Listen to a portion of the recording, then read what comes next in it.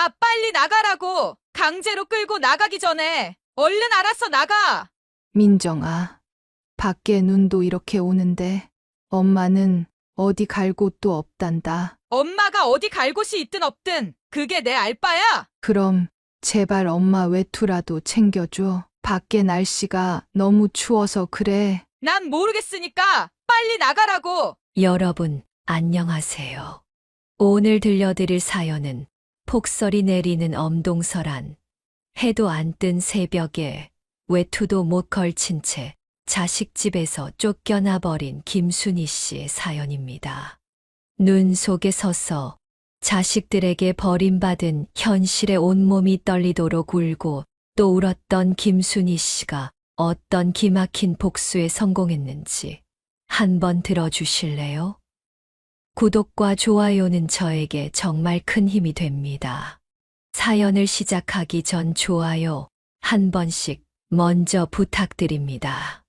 그럼 지금부터 오늘의 사연 시작하겠습니다. 안녕하세요. 제 이름은 김순희입니다. 지금은 초라한 옷차림에 길에서 종이박스나 주워 생계를 이어가고 있지만 한때는 정말 부러울 것 없는 삶을 살았던 사람이었습니다. 제 남편은 동네에서 존경받는 변호사였어요. 가난한 학생들에게 장학금을 주고 어려운 이웃의 빚 문제를 해결해주고 심지어 집안에 쌀이 떨어져 굶어야 한다는 이웃에게는 쌀을 사서 보내주기도 했어요. 저는 그런 남편이 늘 자랑스러웠어요. 그런데 이상하게도 우리 아들과 딸은 그런 남편을 못마땅하게 생각했습니다. 이따금씩 불편한 표정을 지으며 한두 마디씩 던지곤 했어요. 아빠는 왜 그렇게 남들을 돕기만 하세요? 다른 변호사들은 다 돈 벌어서 가족들 편하게 해주던데 우리 집은 왜 이러는 거예요? 엄마도 그렇죠. 아빠를 잘 설득해서 돈을 많이 벌게 만들어야지. 언제까지 이렇게 살 건데요? 그 말을 들을 때마다 제 속은 시커멓게 타들어갔습니다. 너희 아빠가 돈만 쫓는 변호사였으면 우리가 이렇게 존경받으며 살 수 있었겠니? 사람은 가진 것만큼 베풀며 살아야 하는 법이란다. 그렇게 설득하려 해도 아이들은 제 말을 듣기보다는 짜증만 내고는 했어요. 남편에게 이런 자식들에 대해 하소연을 하면 남편은 늘 저를 다독였습니다. 괜찮아요. 애들이 아직 어리잖아요. 시간이 지나면 언젠가는 깨달을 거라 믿어요. 하지만 저는 남편처럼 쉽게 넘어가질 못했어요. 이 아이들이 남편의 선행을 전혀 이해하지 못하는 것 같아 속이 상했거든요. 그래도 그때까지는 나름 행복했어요. 우리 가족이 함께 있는 시간, 그 자체가 소중했어요. 아이들이 비록 남편의 뜻을 아직 잘 모를지라도 나중엔 알게 될 거라 믿었고요. 하지만 그런 소소한 일상도 오래 가지 않았습니다. 어느 날 갑작스럽게 닥친 시련이 우리 가족을 송두리째 흔들어 놓았거든요. 퇴근길에 음주운전 차량에 치인 남편은 결국 제 곁으로 돌아오지 못했어요. 병원 응급실에서 싸늘한 남편의 손을 잡고 얼마나 울었는지 모릅니다. 그때 제게 남겨진 건 끝도 없는 슬픔과 허전함 뿐이었어요. 여보, 이렇게 갑자기 떠나면 난 어떡해요? 애들도 아직 어리고 우리도 이제 막 경제적으로 안정되기 시작했는데 아무리 부르짖어도 남편은 돌아오지 않았습니다. 그 사람은 그렇게 저를 홀로 남기고 떠나버렸어요. 장례식장에는 남편에게 도움받았던 사람들이 줄을 지어 찾아왔습니다. 남편의 삶이 얼마나 많은 이들에게 빛이 되었는지를 알기에 저는 그 자리에서 슬픔과 자부심을 동시에 느꼈습니다. 하지만 집으로 돌아와 텅 빈 방을 마주하니 가슴이 무너져 내리는 기분이 들었어요. 남편 없이 지내야 할 삶이 얼마나 막막한지 그땐 정말 아무것도 모르겠더라고요. 그나마 위안이 된 건 자식들이었습니다. 아들과 딸은 장례식을 마친 후 저를 더 자주 찾아와 주겠다고 약속했어요. 엄마, 이제 저희가 아버지 대신 엄마를 돌볼게요. 그 말이 얼마나 고맙고 위로가 되었는지 몰라요. 자식들은 평소보다 더 따뜻하게 저를 대했습니다. 그런 모습들을 보며 이젠 아이들이 아버지의 뜻을 이해하고 그 발자취를 따르겠구나 싶었습니다. 그런데 어느 날 아들이 조심스럽게 물어보더군요. 엄마, 그런데 아버지가 변호사셨잖아요. 혹시 재산은 얼마나 남기셨나요? 엄마가 노후 걱정은 안 해도 되는 거죠? 그 말을 듣고 잠시 멈칫했지만 자식들이 제 노후를 걱정해서 물어보는 줄 알았어요. 그래서 별 생각 없이 대답했죠. 그래, 내 아버지가 그래도 변호사셨잖니. 남긴 재산이 좀 있긴 해. 그 순간 딸의 눈빛도 미묘하게 변하는 걸 느꼈습니다. 아버지께서 남들을 돕기만 하시느라 돈을 못 모으셨을 줄 알았는데 그래도 꽤 모아두셨나 봐요. 정말 다행이에요, 엄마. 그 말을 들으니 순간 남편이 했던 말이 떠올랐습니다. 순희 씨, 절대 우리 재산이 얼마인지 애들한테 말하면 안 돼요. 우리 애들은 아직까진 세상에서 돈이 제일 중요하다고 믿는 것 같거든요. 순간 아차 싶었지만 이미 말을 해버린 후였습니다. 그때는 우리 애들이 설마 하며 별일 없을 거라고 대수롭지 않게 넘겼습니다. 어떻게든 아이들의 진심을 믿으려 애썼거든요. 하지만 결국 자식들의 진짜 모습을 확인하게 되는 순간이 찾아오고 말았습니다. 어느 날 첫째 딸이 사위와 함께 집을 찾아왔습니다. 손에는 음식 바구니를 들고 있었어요. 엄마, 오늘은 제가 직접 음식을 만들어 왔어요. 엄마가 요즘 잘 못 드시고 있는 것 같아서요. 딸의 밝은 목소리를 들으며 저는 묘한 감정이 들었습니다. 딸 아이가 직접 음식을 만들어 온 건 이번이 처음이었거든요. 그래. 그럼 한번 먹어보자. 밥상을 차리며 저는 음식을 한 젓가락 떠먹었습니다. 그런데 제 입맛은 속일 수 없었어요. 음식이 맛있긴 했지만 이건 분명히 집에서 만든 게 아니었습니다. 30년 넘게 주방을 지킨 제 입맛은 밖에서 사온 음식인지 직접 만든 음식인지 금방 알아챌 수 있었습니다. 하지만 딸이 섭섭해할까봐 굳이 그것을 딸에게 지적하진 않았어요. 딸과 사위는 저와 함께 저녁 식사를 하며 한참 동안 제 안부를 물었습니다. 엄마, 요즘은 외롭진 않으세요? 아버지 돌아가시고 나서 엄마가 많이 힘들어 보이셔서요. 딸의 걱정스러운 목소리에 잠시 마음이 따뜻해졌습니다. 딸이 저를 걱정해 주는구나 싶어서요. 그런데 식사가 끝날 무렵 딸이 뜬금없이 묻더군요. 엄마, 그런데 아버지가 남기신 재산은 어떻게 하실 거예요? 그 순간 제 가슴이 철렁 내려앉았습니다. 마치 예고 없이 날아온 돌멩이에 맞은 듯한 느낌이었어요. 왜 그걸 묻니? 아버지 재산은 엄마가 알아서 잘 관리하고 있으니 너는 신경 쓰지 마. 제 목소리는 단호했지만 딸은 물러서지 않았습니다. 잘 생각하셔야 해요. 요즘 세상이 얼마나 험한데요. 그런 큰 돈을 혼자 관리하다가 실수라도 하시면 어쩌려고요? 제가 도와드릴게요. 엄마 대신 똑똑한 제가 관리하면 더 안전할 거예요. 딸의 말은 겉으론 걱정처럼 들렸지만 속의 숨은 의도를 읽는 건 그리 어렵지 않았습니다. 저는 딸의 말을 단호히 잘랐습니다. 됐어. 엄마가 잘 알아서 할 테니 다시는 그런 말 하지 마라. 딸은 제 말에 기분이 상했는지 화를 내며 말했습니다. 왜 이렇게 답답하세요? 제가 도와드린잖아요. 투자해서 돈을 불릴 수도 있는 건데 왜 그냥 가만히 놔두시냐고요. 저는 더 이상 참을 수가 없었습니다. 너 설마 이런 이유로 엄마를 찾아온 거니? 내 아버지가 남긴 돈을 뺏으려고? 다른 말을 잇지 못하다가 결국 자리에서 벌떡 일어나 사위와 함께 나가버렸습니다. 문이 쾅 닫히는 소리를 듣고 나니 마치 제 마음 속에서도 무언가 무너져 내리는 듯한 느낌이 들었습니다. 며칠 뒤, 이번엔 둘째 아들이 며느리와 함께 찾아왔습니다. 아들은 제게 멋진 코트와 목도리를 선물로 건넸습니다.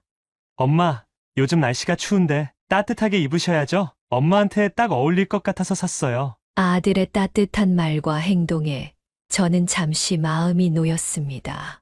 아들은 저를 잠시 빤히 쳐다보더니 말을 꺼내기 시작했어요. 엄마, 누나가 혹시 뭐 이상한 말 한 적 없어요? 저한테도 요즘 투자니 뭐니 그런 얘기들을 하더라고요. 저는 잠시 고민하다가 딸이 했던 말을 털어놓았습니다. 그러자 아들은 제 손을 꼭 잡으며 말했습니다. 절대 누나한테 넘어가시면 안 돼요. 요즘 세상에 투자 이야기를 꺼내는 사람들 중에 믿을 만한 사람이 얼마나 되겠어요? 그게 아무리 누나라 해도 절대 믿으면 안 돼요. 그 말이 얼마나 고맙고 위로가 되던지요. 그래, 믿을 건 우리 둘째뿐이야. 하는 생각이 들었습니다. 그런데 그 순간 며느리가 뜻밖의 말을 꺼냈습니다. 어머님, 그런데 솔직히 말해서 형님께서 어머님한테 그런 얘기를 꺼내는 게 불안해요. 차라리 저희가 재산을 보관하면 어떨까요? 형님이 절대 손을 못 대게 저희가 대신 보관해 드릴게요. 순간 제 귀를 의심했습니다. 제가 며느리의 말을 잘못 들은 건가 싶었어요. 뭐라고? 내가 그걸 왜 관리해? 며느리는 당황하지도 않고 말했습니다. 이대로 두면 형님께서 돈을 다 가져갈 것 같거든요. 그걸 막으려면 저희한테 맡기시는 게 제일 안전해요. 그냥 저희 믿고 저희한테 맡겨보세요. 그 말을 듣고 저는 큰 충격에 빠졌습니다. 아들과 며느리에게서조차 이런 말을 듣게 될 줄은 정말 꿈에도 몰랐습니다. 너희도 결국 똑같은 목적이었구나. 너희 아버지 돌아가신 지 얼마 됐다고. 어떻게 벌써 이럴 수가 있어? 제 목소리는 떨리고 있었고 며느리는 억울하다는 듯이 목소리를 높였습니다. 오해 좀 하지 마세요. 어머님을 도와드린다는 건데 왜 의심부터 하세요? 저는 더 이상 말을 잇지 못하고 자리에서 벌떡 일어나 방문을 닫아버렸고 며느리는 씩씩대며 집을 나갔습니다. 그 사건들 이후로 딸과 아들은 더 이상 저를 찾지 않았습니다. 돈을 맡기라는 어처구니 없는 요구를 단호히 거절한 이후로는 그 흔한 안부 전화 한 통 오지 않았습니다. 그들의 침묵은 단순한 무관심이 아니라 분명한 단절처럼 느껴졌습니다. 자식들을 잘못 키운 내 잘못인 걸까? 정말 내가 잘못한 걸까? 하지만 아무리 생각해도 제가 그들에게 해준 것은 사랑과 희생뿐이었는데 어째서 돌아오는 건 탐욕뿐인지 도무지 이해할 수 없었습니다. 자식들로부터 연락이 끊긴 후 처음엔 막막했지만 저는 이를 악물고 혼자 살아보려고 애썼습니다. 아침이면 동네를 산책하며 마음을 다잡았고 외로움이 문득 찾아올 때면 창밖을 보며 스스로를 다독였습니다. 그래, 혼자라도 잘 살 수 있어. 내가 무너지면 안 돼. 그렇게 스스로를 위로하며 하루하루 버텨나갔습니다. 그러던 어느 날 둘째 아들에게서 전화가 걸려왔습니다. 혹시 또 돈 이야기하려고 전화한 건 아니겠지. 이미 여러 차례 같은 패턴을 겪었던 저는 전화를 받기 전부터 마음이 복잡했습니다. 긴 망설임 끝에 저는 결국 수화기를 들었습니다. 어머님, 저희 좀 도와주세요. 제발요. 소화기 너머로 들려오는 며느리의 목소리가 떨리고 있었습니다. 다급하고 울먹이는 기색이 생생하게 느껴졌습니다. 어머님, 정말 큰일 났어요. 어젯밤에 진호 씨가 교통사고를 당했어요. 순간 제 가슴이 철렁했습니다. 뭐라고? 교통사고? 지금 어디야? 진호는 괜찮은 거니? 음주운전 차량에 치였어요. 그런데 가해자도 못 잡고 수술비가 너무 많이 들 것 같아요.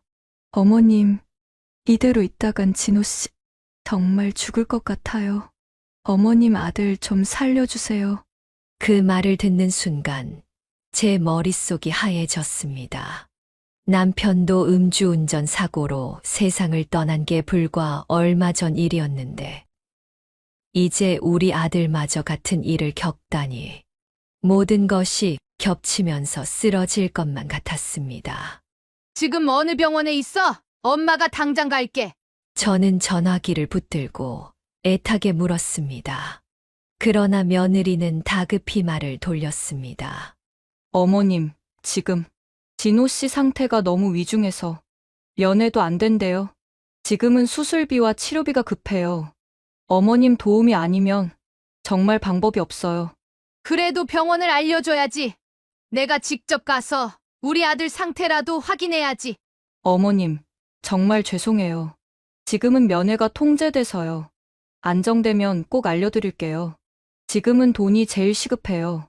그 말이 너무 절박하게 들려 순간 머릿속에 스쳤던 의심은 금세 사라지고 말았어요. 설마 이런 걸로 거짓말을 하겠어? 아들이 아프다는데 내가 뭘 망설이는 거야. 곧 이어 며느리가 전화기를 아들에게 넘겼습니다. 엄마, 아들의 목소리가 수화기 너머로 들려왔습니다. 울먹이며 간신히 말을 이어나가고 있었죠. 엄마, 살려주세요. 제발 저 좀 살려주세요. 살려달라는 아들의 다급한 목소리를 듣는 순간 머릿속이 하얘지기 시작했습니다. 다시 며느리는 간절한 목소리로 제게 애원을 하기 시작했습니다.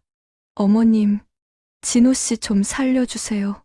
제발 부탁이에요. 무슨 일이 있더라도 빌려주시는 돈은 꼭 갚을게요. 제발요. 순간 남편이 음주운전 사고로 세상을 떠난 그날의 악몽이 되살아났습니다.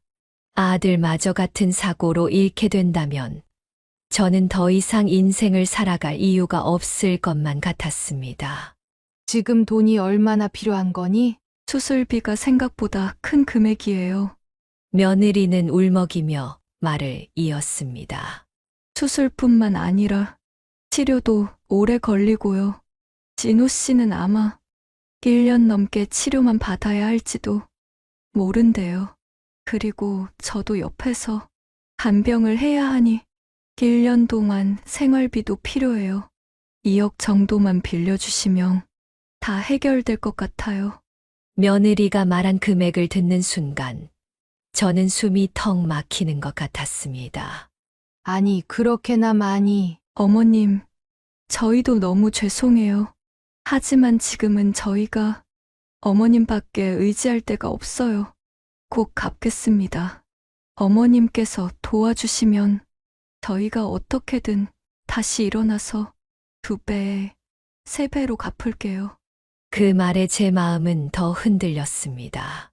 내가 이 돈을 안 보내서 아들을 잃으면 어떡하나? 며느리는 끊임없이 애원을 이어갔습니다.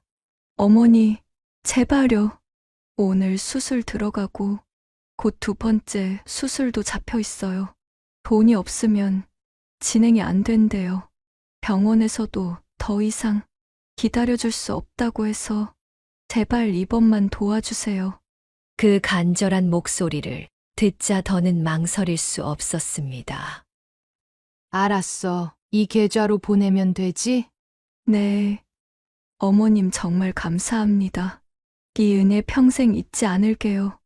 꼭 갚겠습니다. 그렇게 저는 은행으로 뛰쳐갔습니다. 그 모습을 본 이웃집 김씨 아저씨가 자초지종을 물어보더군요. 그러곤 자식이 그런 상황이라면 도와주는 게 당연하겠지만 아무리 생각해도 뭔가 수상하다며 조금 신중하게 생각하라며 저를 말리기 시작했습니다. 하지만 아들의 간절한 목소리와 며느리의 울음이 머릿속을 맴돌았습니다. 내 아들이 아프다는데 무슨 소용이야? 이 돈보다 아들이 더 소중하지. 결국 저는 은행에 가서 송금을 했습니다. 어머님, 정말 감사합니다. 이 은혜는 죽을 때까지 잊지 않을게요. 수술 잘 끝내고 나면 꼭 소식 전할게요. 며느리의 감사 인사 이후 며칠이 지나도 아들의 소식은 전혀 들려오지 않았습니다. 아들의 소식이 너무 궁금할 때마다 전화를 걸었지만 며느리는 여전히 같은 말을 반복했습니다. 어머님, 수술이 다 끝나지 않아서요. 다음 수술도 또 잡혀 있고, 아직 진호 씨가 안정되지 않아서 면회는 어렵대요. 우리 진호가 있는 병원이 어디라고? 이름이라도 알려줘야 다음에 내가 가보지 않겠니? 어머님, 조금만 기다려주세요. 나중에 다 말씀드릴게요. 그렇게 시간이 흐르면서 연락은 점점 뜸해졌습니다. 하지만 저는 여전히 의심하지 않았습니다. 수술 중이라서 그렇겠지. 상황이 정말 위급한가 보다. 나중에 안정되면 분명 연락이 올 거야. 저는 그 순간에도 여전히 아들과 며느리를 믿고 있었습니다. 그로부터 며칠 뒤, 이번엔 첫째 딸이 이른 아침부터 다급히 집을 찾아왔습니다. 문을 열자마자 딸 아이의 눈이 날카롭게 번뜩이더군요. 엄마! 설마 진호한테 돈 빌려줬어? 딸 아이의 첫마디에 저는 순간 얼어붙고 말았습니다. 그래. 내 동생이 교통사고를 당해서 수술비가 급하다잖니. 엄마가 돼서 어떻게 안 도와줄 수 있겠어? 그게 뭐 잘못된 거니? 제 말을 듣고 딸은 믿기지 않는다는 듯 한숨을 내쉬며 이 말을 짚었습니다. 엄마! 진짜 정신 좀 차려. 이렇게 뻔히 거짓말하는데도 속아서 돈을 다 주고 아직도 동생을 믿는 거야? 그 말이 제 심장을 꽉 움켜쥐는 것 같았습니다. 믿고 싶지 않았습니다. 그래도 내 아들인데 어떻게 저를 이렇게 속일 수 있을까요? 말 한마디 제대로 나오지 않았습니다. 아니야. 그럴 리 없어. 내 동생은 정말 아팠다니까. 진호가 그렇게까지 거짓말할 리가 없잖니. 하지만 딸은 절대 물러서지 않았습니다. 딸 아이의 목소리는 더 높아졌고 눈빛은 차갑게 변했습니다. 제발 현실을 좀 보라고. 엄마 돈으로 외제차 사고 사람들한테 자랑하고 다닌다고. 진짜 내가 이런 거 다 보여줘야 알아? 딸은 손에 들고 있던 휴대폰을 저에게 내밀었습니다. 화면 속에는 진호가 새로 산 외제차 앞에서 환하게 웃고 있는 모습이 있었습니다. 고급 레스토랑에서 식사하는 사진도 여러 장 보였습니다. 그리고 메시지엔 이번에 제대로 된 차 샀다. 멋지지? 라며 자랑하는 글이 적혀 있었습니다. 그 사진들을 보는 순간 제 머릿속이 하얘졌습니다. 믿기 어려웠습니다. 그럴 리가 없어. 내가 뭘 잘못 본 거겠지. 진호가 그렇게까지 나쁜 애는 아니야. 내 아들이 설마. 엄마 눈으로 보고도 못 믿겠다는 거야? 진호가 엄마를 속인 게 여기 다 보이잖아. 아직도 진호 편 드는 거야? 이런 상황에서도? 딸의 말에 저는 더 이상 반박할 수 없었습니다. 말문이 막혔습니다. 믿었던 아들이 저를 이렇게 속였다는 사실이 충격으로 다가왔습니다. 그동안 제가 얼마나 순진하게 믿었는지, 제가 얼마나 어리석게 속았는지 뼈저리게 느껴졌습니다. 하지만 딸은 거기서 멈추지 않았습니다. 눈빛은 점점 더 날카로워졌고, 목소리는 차분하면서도 단호해졌습니다.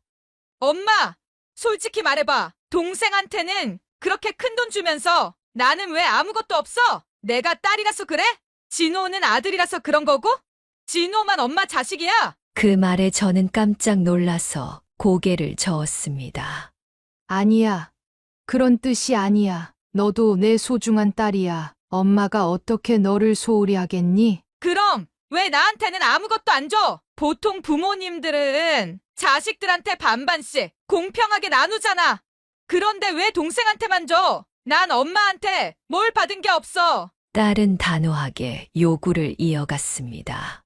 진호가 교통사고 나서 아프다고 해서 줬다면서. 그럼 나도 진호처럼 똑같이 거짓말하면 돼?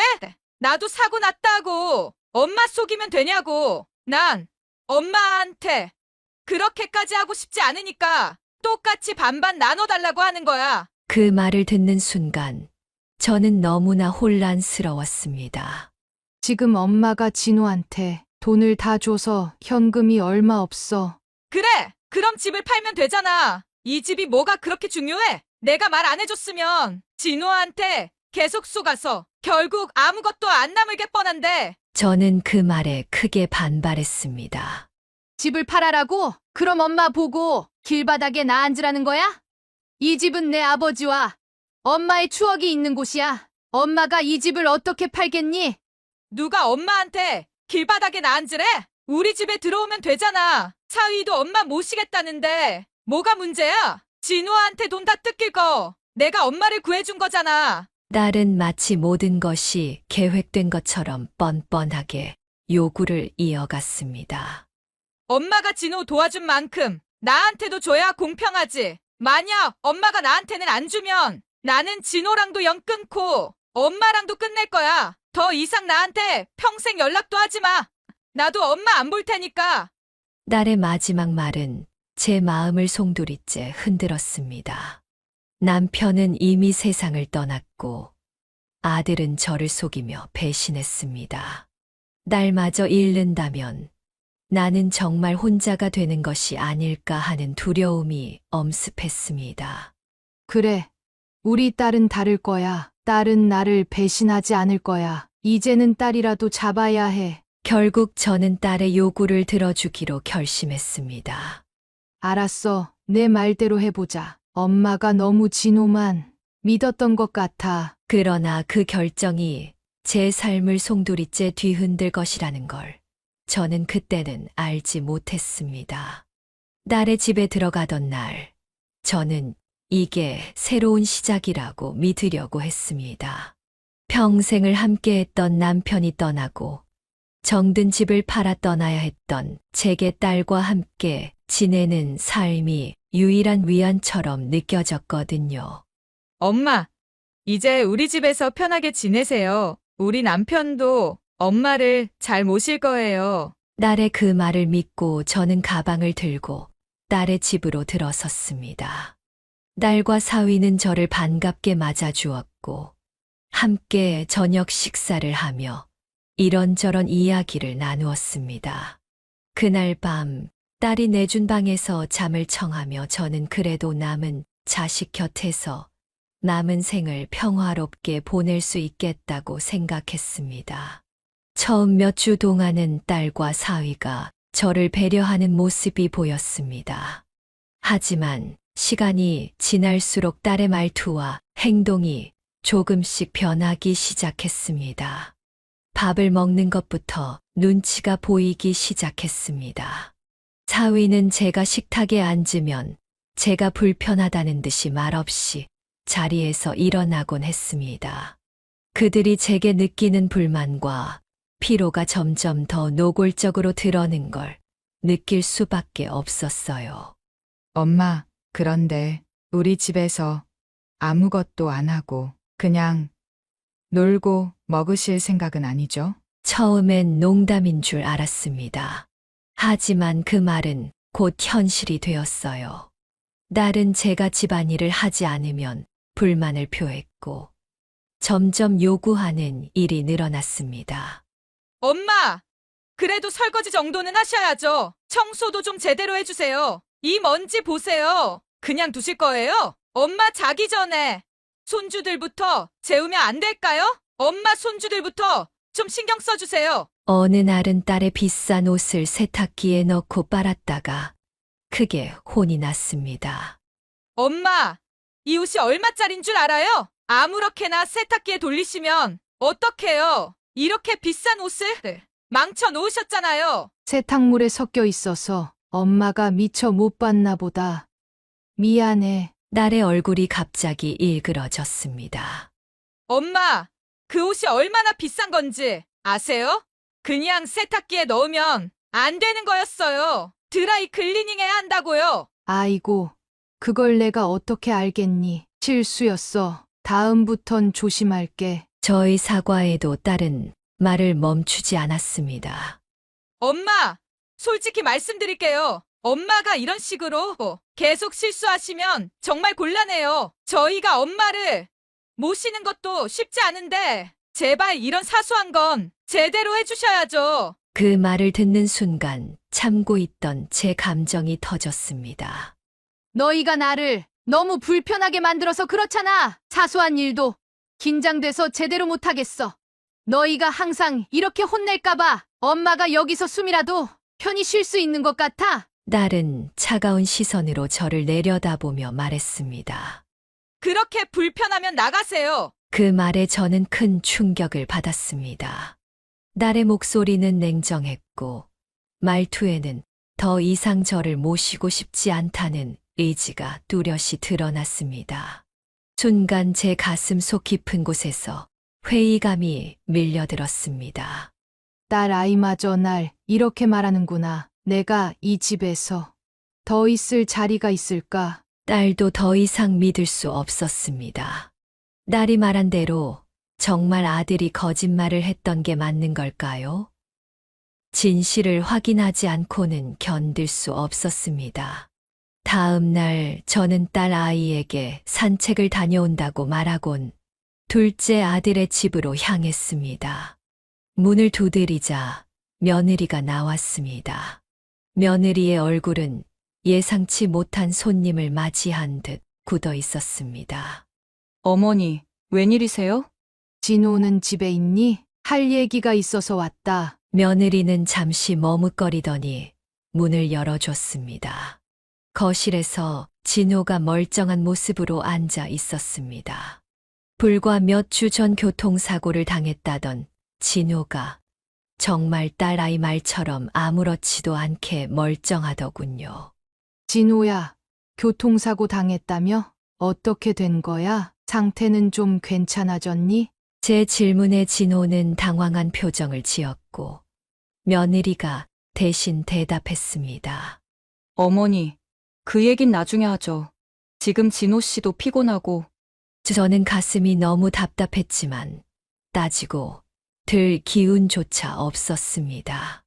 이미 딸의 집에서 상처받고 나온 터라 자초지종은 나중에 따지더라도 당장 머물 곳이 필요하다는 생각뿐이었습니다. 그래. 지금은 다른 거 다 필요 없고 여기서 조금이라도 쉬어야겠어. 내가 돈도 빌려줬으니 날 내치진 않겠지. 결국 저는 마음을 다잡고 조심스럽게 말을 꺼냈습니다. 진호야, 엄마가 여기 좀 있으려고 해. 내 누나네 집에 더는 못 있겠더라. 우리 아들은 엄마 힘들게 안 할 거지? 저는 아들의 대답을 기다리며 간절한 눈빛으로 아들과 며느리를 바라보았습니다. 진호는 갑작스러운 말에 당황한 듯 며느리를 쳐다봤습니다. 며느리는 어색한 미소를 짓더니 손사래를 치며 말했습니다. 어머니, 그건 좀 곤란할 것 같아요. 저희도 사정이 좋지 않아서요. 저는 예상치 못한 반응에 당황했습니다. 곤란하다니? 엄마가 잠깐 신세 좀 진다는데 그게 그렇게 어려운 일이야? 진호야, 너는 어떻게 생각하니? 아들은 고개를 숙이고 아무 말도 하지 않았습니다. 그러자 며느리가 다시 나섰습니다. 어머니, 솔직히 말씀드리면 제가 집에 다른 사람이 오는 걸 많이 불편해해요. 죄송하지만 저희 집에서는 어머니를 모실 수가 없어요. 그 말은 마치 비수처럼 순희 씨의 가슴을 찔렀습니다. 그러나 그 순간 억눌려 있던 분노가 치밀어 올랐습니다. 그래? 내가 그렇게 불편해? 좋아. 그러면 내가 날 속이고 가져간 돈부터 내놔. 내가 진호한테 거짓말 시켜서 교통사고 났다고 속이고 엄마한테서 가져간 그 돈 말이야. 당장 내놔. 억울함과 분노로 더 이상 참을 수 없었습니다. 며느리는 잠시 당황한 듯 하더니 태연하게 대답했습니다. 어머니, 그 돈은 어머니가 빌려준 게 아니라 저희한테 그냥 주신 거 아니었나요? 이미 다 쓴 돈인데 지금 와서 그걸 어떻게 돌려달라고 하세요? 뭐라고? 내가 너희한테 그 돈을 빌려준 거지. 언제 그냥 줬다고 그래? 진호가 위급하다길래, 수술비가 필요하다길래 빌려준 돈이라고. 너희가 책임지고 갚아야지. 진호는 여전히 고개를 숙인 채 침묵하고 있었습니다. 그러자 며느리가 다시 말했습니다. 어머님, 그러면 저희가 한 달에 30만 원씩 천천히 갚을게요. 그러니까 이제 그만하시고 제발 형님네 집으로 돌아가세요. 저희는 어머님을 모실 수가 없어요. 저는 말문이 막혔습니다. 아들과 며느리가 이렇게까지 뻔뻔하게 나올 줄은 상상도 못했습니다. 너희가 어떻게 이럴 수가 있니? 돈 빌려갈 땐 그렇게 애원하더니 이제 와서 모른 척이라고? 그러자 며느리는 단호하게 말했습니다.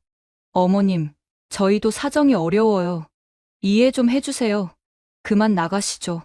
그렇게 아들과 며느리는 저를 냉정하게 밀어냈습니다. 길가에 홀로 서 있는 제 가슴 속에는 배신감과 절망감이 밀려왔습니다. 이 세상에 믿을 사람 하나 없다는 사실을 깨달으며 씁쓸한 눈물을 삼켜야만 했습니다. 둘째 집에서까지 쫓겨난 저는 어쩔 수 없이 다시 딸의 집으로 발걸음을 돌렸습니다. 문을 두드리며 딸의 이름을 불렀습니다. 집 안에서는 TV 소리가 흘러나오고 있었지만 딸은 문을 열어주지 않았습니다. 벨을 누르고 한참을 기다리자 마침내 딸이 현관문을 열며 말했습니다. 올케 집에 갔다 오셨다면서요? 올케가 제발 엄마 좀 데리고 있어 달라고 전화가 왔어요. 제가 모를 줄 알았어요? 그렇게 올케 집이 좋으면 거기 가세요. 저는 두 손을 모으며 간청했습니다. 얘야, 엄마가 갈 데가 없다. 하룻밤만 채워다오. 엄마가 혼자 나가서 살 준비라도 할 수 있게 말이야. 밖에 눈이 얼마나 오는데. 그러나 딸은 차갑게 말했습니다. 엄마, 제발 저희한테 부담 주지 마세요. 2번 다시 여기 오지 마세요. 그럼 장롱에 있는 엄마 외투라도 가져가게 해줘. 너무 추워서 그래. 마지막으로 간절히 내뱉은 말이었지만 딸은 대답 대신 문을 닫아버렸습니다. 결국 저는 길거리에 버려지고야 말았습니다. 믿었던 자식들에게 배신당한 그 상처는 이루 말할 수 없었습니다. 차가운 눈발이 어깨에 쌓이고 발이 얼어붙었지만 움직일 수가 없었습니다. 머릿속은 텅 비었고 가슴은 찢어질 듯 아팠습니다. 내가 자식들에게 이렇게 버림받을 줄이야. 차가운 바람 속에서 멈추지 않는 눈물이 뺨을 타고 흘러내렸습니다. 온 세상이 얼어붙는 것 같았고 제 아내 마지막 희망마저도 그 차디찬 밤과 함께 사라지는 기분이었습니다. 그렇게 저는 눈 속에 서서 버림받은 현실에 온몸이 떨리도록 울고 또 울었습니다. 저는 작은 방을 구해 들어갔지만 그곳은 곰팡이 냄새가 진동했고 숨이 막힐 정도로 추웠습니다. 결국 저는 생계를 위해 종이박스를 줍기 시작했습니다. 제가 살던 동네에서 얼굴을 마주치기 부끄러워 옆 동네로 갔지만 사람들의 시선은 여전히 따가웠습니다. 모자를 푹 눌러 쓰고 목도리로 얼굴을 감췄습니다. 리어카도 없이 손으로 박스를 모으는 건 너무 힘들었습니다. 그때마다 제 마음속에는 끝없는 후회와 자책이 밀려왔습니다. 내가 그 돈을 왜 줬을까? 내가 왜 순순히 그 말들을 믿었던 걸까? 하지만 이미 모든 게 늦어버렸습니다. 남편과 함께했던 따뜻한 집도, 믿었던 자식들도, 제 자존심마저도 모두 잃어버린 뒤였으니까요.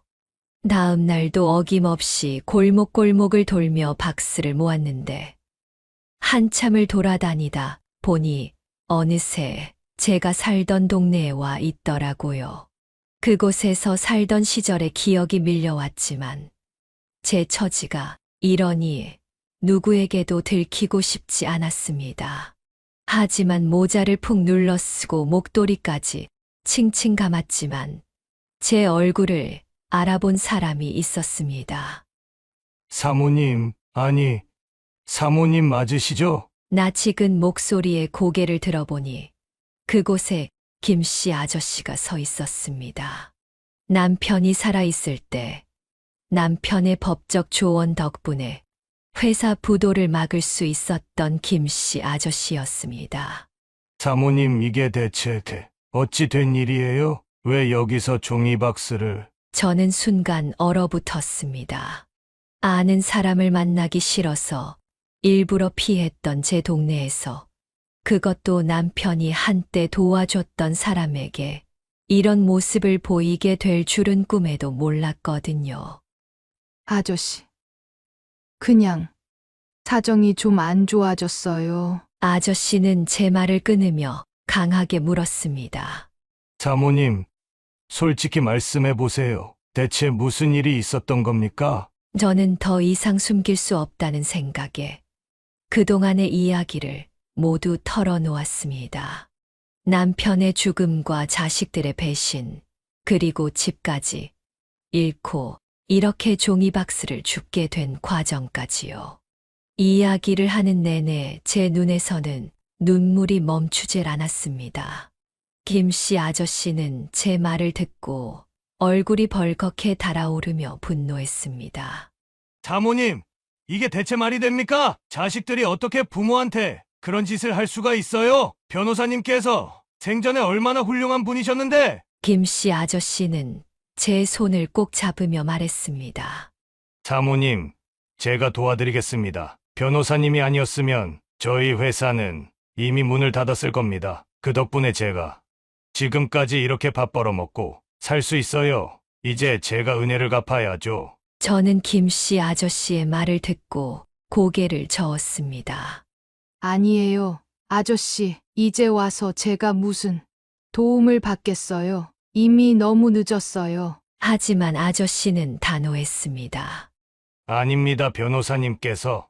저를 도와주신 것처럼 저도 사모님을 돕는 게 당연한 일입니다. 그리고 며칠 뒤 아저씨는 저를 위해 작은 전셋집을 마련해 주었습니다.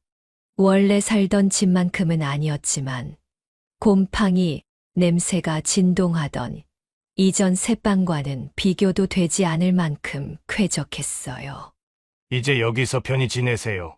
매달 생활비도 조금씩 보내드릴 테니 걱정하지 마세요. 그 말을 듣는 순간 제 눈에서 눈물이 왈칵 쏟아졌습니다.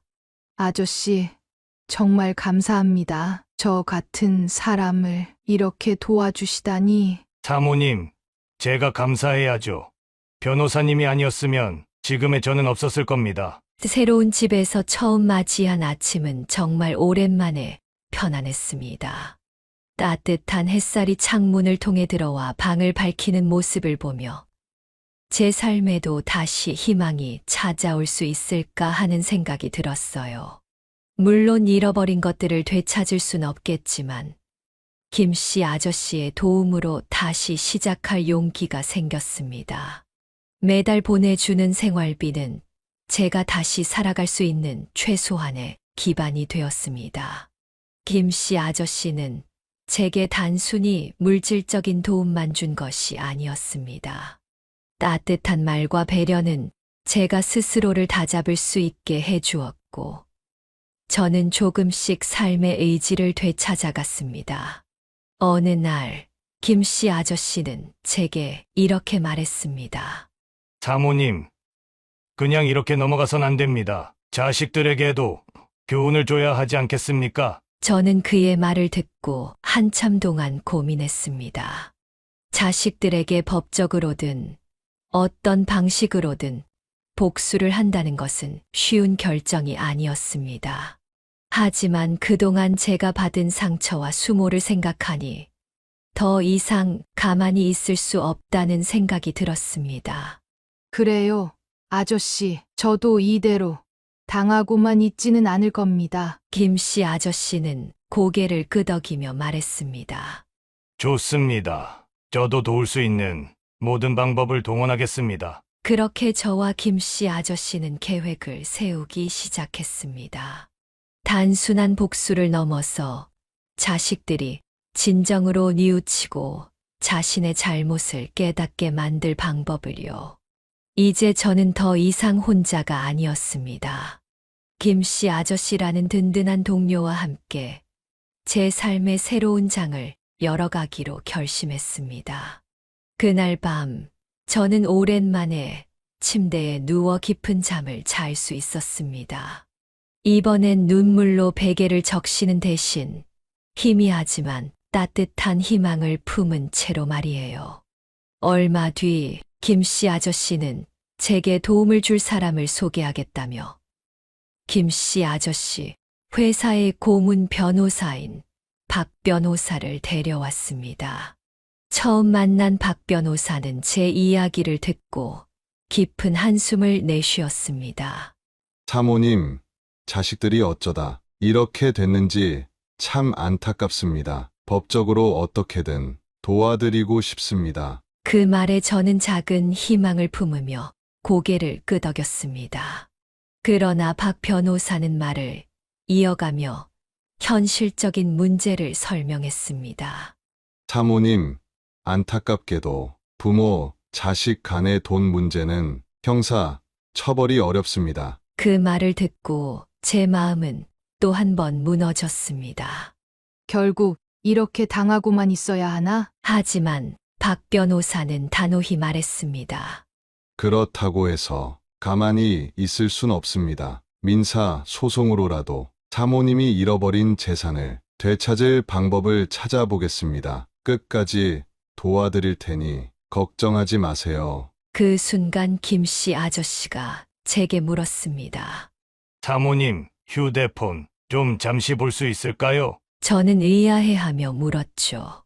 휴대폰이요? 갑자기 그걸 왜요? 그러자 김씨 아저씨는 미소를 지으며 말했습니다. 사실 그때 아들한테 돈 보내주러 간다는 사모님을 뜯어말렸을 때 제가 사모님 휴대폰의 통화, 자동 녹음을 설정해놨습니다. 혹시나 자식들이 사모님 돈에 손을 댈까봐 대비책을 마련해둔 겁니다. 저는 그 말을 듣고 깜짝 놀랐습니다. 정말요? 그런 게 저장되어 있나요? 네. 아마도 자식들과 통화했던 내용들이 전부 녹음되어 있을 겁니다. 이게 있다면 소송에서 중요한 증거가 될 수 있습니다. 김씨 아저씨와 박 변호사는 녹음된 파일들을 하나씩 확인했습니다. 그 안에는 제가 그동안 자식들과 나눴던 모든 대화가 고스란히 담겨 있었습니다. 어머님, 진호 씨가 교통사고로 크게 다쳤어요. 돈이 급해요. 엄마 재산을 저희한테 맡기시면 편하실 거예요. 엄마 잘 모실게요. 그들의 거짓말과 욕심이 고스란히 드러나는 대화들이 녹음 속에 있었습니다. 박 변호사는 이 파일들을 소송에 사용할 수 있다고 말하며 즉시 준비를 시작했습니다. 소송이 시작되자 자식들은 상황이 심각하다는 걸 깨닫고 제게 연락을 하기 시작했습니다. 평소엔 연락 한 통 없던 아이들이 다급한 목소리로 저를 부르며 용서를 구했습니다. 저는 자식들의 요청을 받아들이는 척하며 동네 찻집에서 만나기로 했습니다. 아이들이 어떤 변명을 늘어놓을지 너무 궁금했기 때문입니다. 찻집에 도착하니 아들과 딸이 먼저 도착해 있었습니다. 딸과 아들은 테이블 너머에서 저를 바라보며 어색한 미소를 띠고 있었지만 그 미소가 진심에서 나온 것이 아님을 저는 알 수 있었습니다. 딸이 먼저 입을 열었습니다. 엄마, 저희가 정말 잘못했어요. 다시는 그런 일 없을 거예요. 이제부터 엄마를 정말 잘 모실게요. 저희랑 다시 같이 살면서 잘 지내봐요. 딸의 말에 아들이 말을 보탰습니다. 저희가 그동안 철이 없었어요. 지금은 사정이 여의치 않지만 매달 조금씩 갚아 나갈게요. 천천히 갚으면 되잖아요. 어차피 가족인데 그렇게 급하실 건 없잖아요. 저는 두 손을 테이블 위에 얹고 천천히 숨을 내쉬었습니다. 너희들이 이제 와서 이렇게 말한다고 내가 믿을 것 같니? 나는 그렇게 할 생각이 없어. 너희가 가져간 돈 한 푼도 남김없이 돌려놔. 그리고 한 번에 갚아. 제 단호한 말에 딸의 얼굴은 일그러졌고 아들은 인상을 쓰며 목소리를 높였습니다. 진짜 그렇게까지 하실 거예요? 엄마한테 받은 돈은 이미 다 쓰고 없다고요. 매달 조금씩 갚겠다는데 왜 이렇게까지 몰아붙이시는 거예요? 자식인데 그 정도는 봐줘야 하는 거 아니에요? 아들의 뻔뻔함에 제 속이 부글부글 끓어올랐습니다.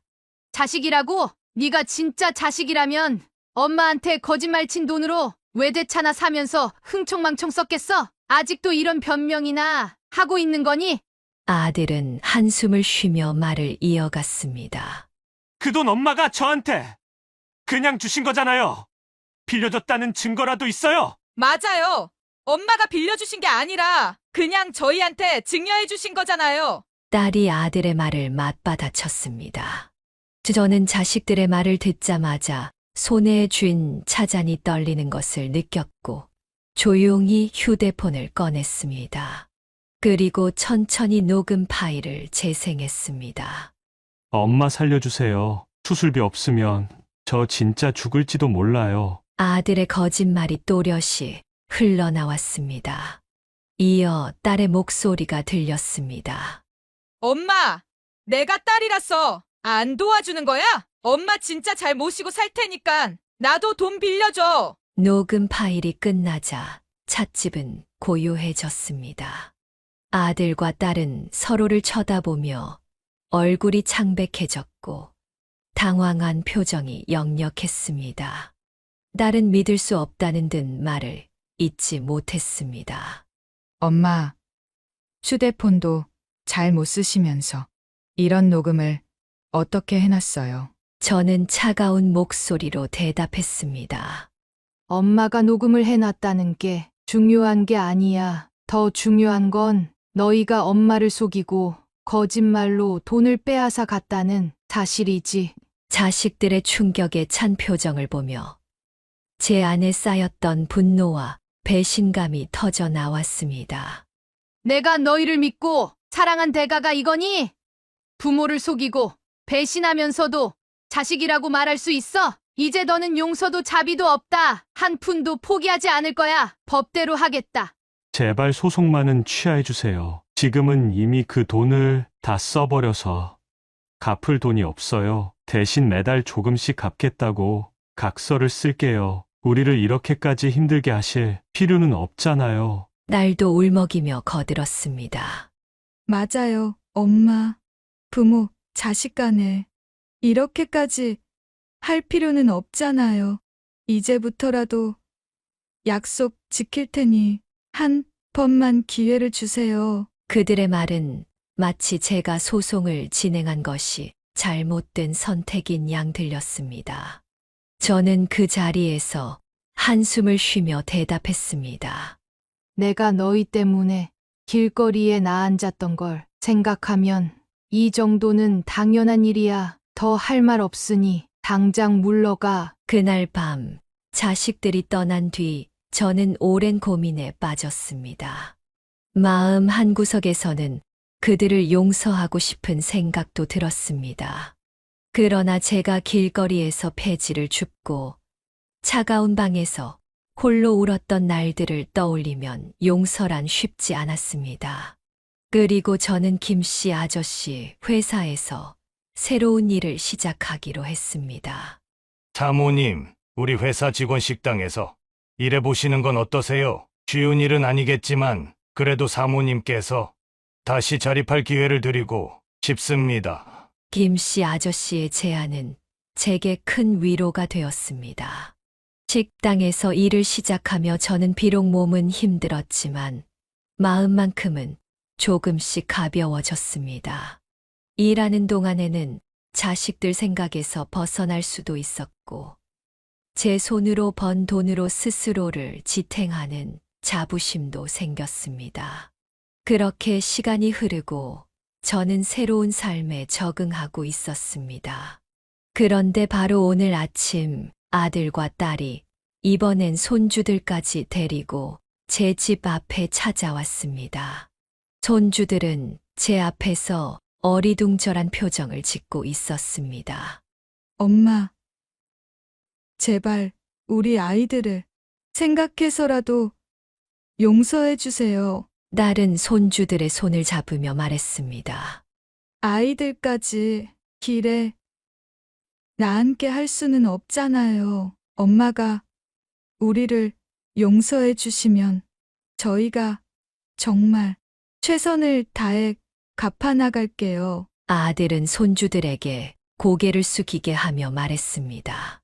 할머니한테 잘못했다고 말씀드려. 그래야 우리 가족이 다시 행복해질 수 있어. 저는 그 모습을 보고 가슴이 무너졌습니다. 손주들이 울며 무릎을 꿇으려는 걸 급히 말렸습니다. 얘들아, 그러지 마. 이건 너희 잘못이 아니야. 자식들에게서 느껴지는 건 진심이라기보다 또 다른 조작된 모습이었습니다. 손주를 이용해서 용서를 받아낼 수작이 뻔히 느껴졌습니다. 하지만 막상 죄 없는 손주들이 저 때문에 길에 나앉게 되는 건 아닐까 마음이 약해지는 제 자신을 발견하게 됐습니다. 저는 다시 깊은 고민에 빠졌습니다. 손주들을 생각해서라도 소송을 취하하고 조금씩 갚아나가겠다는 각서를 받아주는 게 맞는 걸까요? 아니면 그동안 제가 당했던 수모와 고통을 떠올리며 끝까지 소송을 진행해야 할까요?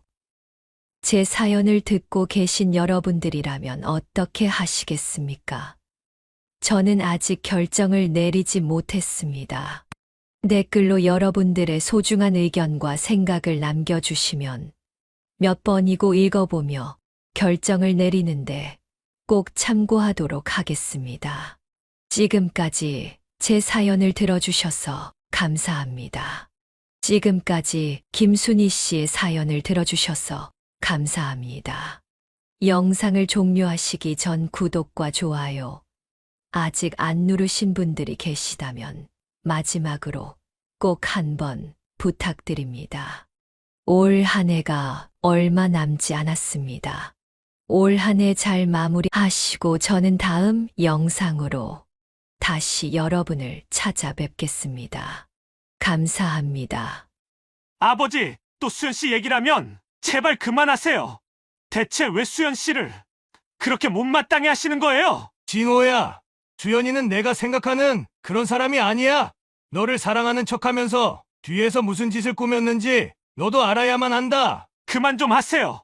이 결혼이 싫으시면 싫다고 솔직히 말씀하세요. 왜 이런 식으로 사람을 의심하고 모욕하시는 거세요? 모욕이라니? 내가 수연이에게 얼마나 속고 있는지 알기나 해. 아버지가 뭘 아신다고 그러세요? 아버지가 반대하셔도 반드시 수연 씨랑 결혼할 겁니다. 그래, 좋다. 그럼 내가 이걸 듣고도 그 말을 할 수 있는지 한번 보자. 안녕하세요. 오늘은 노숙자로 특수분장까지 해가며 예비 며느리의 실체를 알아낸 김상수 씨의 사연을 준비했습니다. 과연 어떤 일이 있었길래 김상수 씨가 특수분장까지 하며 며느리의 실체를 알아내려고 한 걸까요? 그리고 예비 며느리의 숨겨진 실체란 과연 무엇일까요? 사연 시작 전 눌러주시는 좋아요는 저에게 정말 큰 힘이 됩니다. 귀찮으시더라도 지금 좋아요 한 번씩만 꼭 부탁드립니다. 그럼 지금부터 오늘의 사연 시작하겠습니다. 여러분, 안녕하세요. 저는 경남 함안의 작은 농촌 마을에서 태어난 올해 72세 김상수라고 합니다. 사방이 논밭으로 둘러싸인 시골 농촌에서 사남매 중 첫째로 가난한 집안의 맞이로 자랐습니다. 어릴 적부터 저희 집안 형편은 말 그대로 찢어지게 가난했습니다. 저녁이면 부엌에서 보리밥 냄새가 은은하게 풍기곤 했지만 반찬은 김치 한 종류와 젓갈 하나가 전부였습니다. 그나마도 어린 동생들에게 밥을 양보하곤 했었죠. 그때는 첫째로 태어난 게 죄라는 생각까지도 들곤 했어요. 무엇이든 더 먹겠다는 말을 한 번도 꺼내지 못한 기억이 생생하거든요. 그 시절 저는 공부가 참 좋았습니다. 작은 책상 앞에 앉아 책을 읽고 세상에 대해 알아가는 것이 유일한 즐거움이었지요. 하지만 제 마음 속에서 대학이라는 단어는 점점 더 멀어졌습니다. 학용품 하나를 사는 것도 부담스러워 하시는 부모님께 대학에 가겠다는 꿈을 꺼내놓는 건 사치였으니까요. 결국 학비라는 벽 앞에서 저는 꿈을 접어야만 했습니다. 대신 동생들만큼은 자신들이 하고 싶은 일을 할 수 있길 바랬어요. 가난 때문에 꿈을 접는 건 저 하나면 충분하다 생각했습니다. 첫째라서 그런 것이 당연하다고 믿었습니다. 하지만 70이 넘은 제 마음 속에는 여전히 꿈을 포기해야 했던 슬픔이 깊은 상처로 남아있는 게 사실입니다. 20살이 되던 해, 저는 무작정 서울로 올라갔습니다. 그때 서울은 제게 기회의 땅처럼 보였습니다. 돈을 벌어야 한다는 생각 하나로 아무런 준비도 없이 상경했습니다. 어쩌다 소개를 받아 들어간 곳이 고깃집이었습니다. 저는 숯불을 갈아주고 무거운 고기와 식자재를 나르는 일을 맡았습니다. 하루 종일 연기와 땀에 젖어 있던 젊은 시절 제 모습이 떠오릅니다. 하루는 길고 고됐습니다. 새벽에 시작한 일이 밤늦게야 끝났고 하루하루가 정말 버티기 힘들었지만 저는 절대 지각도 결석도 하지 않았습니다. 상수야, 정말 너처럼 성실한 사람은 없을 거야. 우리 아들도 너처럼만 성실하다면 더 바랄 게 없을 텐데. 주인 아주머니는 가끔 이렇게 말하며 제 등을 두드려 주셨지만 그런 말로 위로받기엔 제 삶은 너무 팍팍했습니다. 집에 돌아오면 온몸이 녹초가 되어 바닥에 쓰러지듯 눕곤 했습니다. 하지만 저는 여전히 포기할 수 없었습니다. 월급이 들어오면 동생들 학비에 보태주고 남은 돈을 어떻게든 조금씩이라도 모아서 내 삶을 바꾸고야 말겠다고 다짐을 했습니다. 10년 가까운 세월 동안 저는 그곳에서 일했습니다. 가끔은 참 서러웠습니다.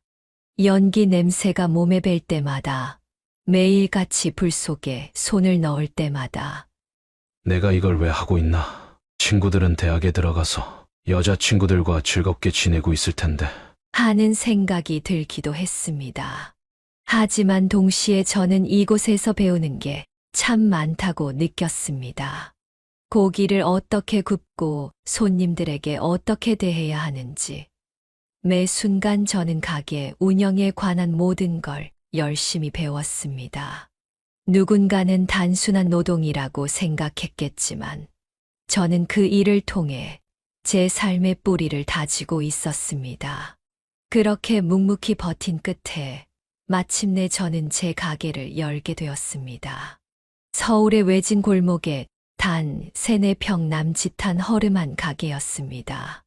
가게 문을 열던 첫날, 저는 벅찬 마음으로 어서 오세요. 정성껏 모시겠습니다. 를 외쳤습니다. 손님은 별로 없었지만 저는 품질과 성실함 하나로 이 가게를 키우겠다고 다짐했습니다. 고기가 신선하지 않으면 장사를 하지 않았고 손님 한 명 한 명에게 진심을 다했습니다. 그러면서 저는 작은 꿈을 키워갔습니다. 어쩌면 나도 이 작은 가게에서 시작해 언젠가는 큰 가게를 가질 수 있지 않을까? 하는 희망이었습니다. 작은 불씨처럼 피어난 그 꿈은 제 가슴 속에서 점점 더 커져가고 있었습니다. 그렇게 다시 20년이란 세월이 쏜살같이 지나갔습니다. 처음 가게를 열었을 때 30살의 젊었던 저는 나이 50의 중년이 되어 있었어요. 좁은 가게에서 하루 종일 손님 몇 명을 받던 시절을 지나 어느새 제 가게는 300평대의 대형 매장이 되었고 2호점, 3호점까지 확장하게 되었습니다. 이제는 직원들로부터 회장님이라는 소리까지 들으며 사업이 번창하고 있었습니다. 하지만 그 모든 성공 속에서도 저는 젊은 시절처럼 늘 바빴습니다. 좋은 고기를 들여오기 위해 계속해서 새로운 거래처들을 찾아다니고 직원 교육과 매장 관리를 하다 보면 쉴 틈이 없었습니다. 노력한 만큼 결과가 따라왔지만 그 과정에서 제 삶의 중요한 것들을 잊고 있었던 겁니다. 가장 큰 피해를 본 사람은 바로 제 아내였습니다. 제 아내는 제가 바쁜 와중에도 늘 내 옆을 지켜주었고 집안의 모든 일을 도맡아 했습니다. 늘 밝은 얼굴로 나를 맞이했지만 제가 얼마나 무심한 남편이었는지는 시간이 지나고 나서야 알게 되었습니다. 저는 늘 돈이 인생에서 제일 중요하다고 생각하며 살았으니까요. 대학에 가지 못했던 이유도 어릴 적 부모님들이 고생했던 이유도 모두 돈 때문이라고 생각했으니 돈을 버는 일이 곧 가족을 위한 일이라고 믿어왔습니다. 어느 날 문득 오늘이 아내의 생일이라는 걸 뒤늦게 알게 됐습니다.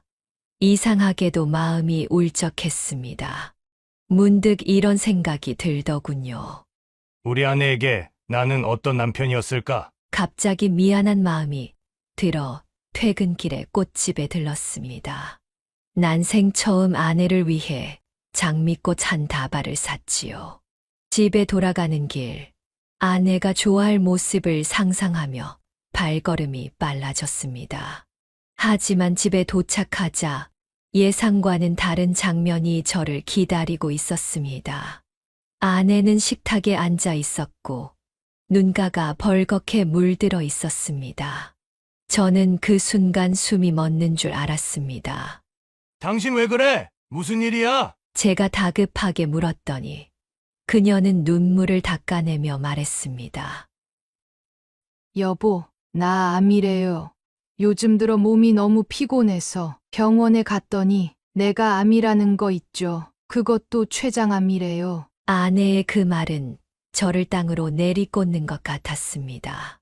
어떻게 이런 일이 있을 수 있을까 싶었지요.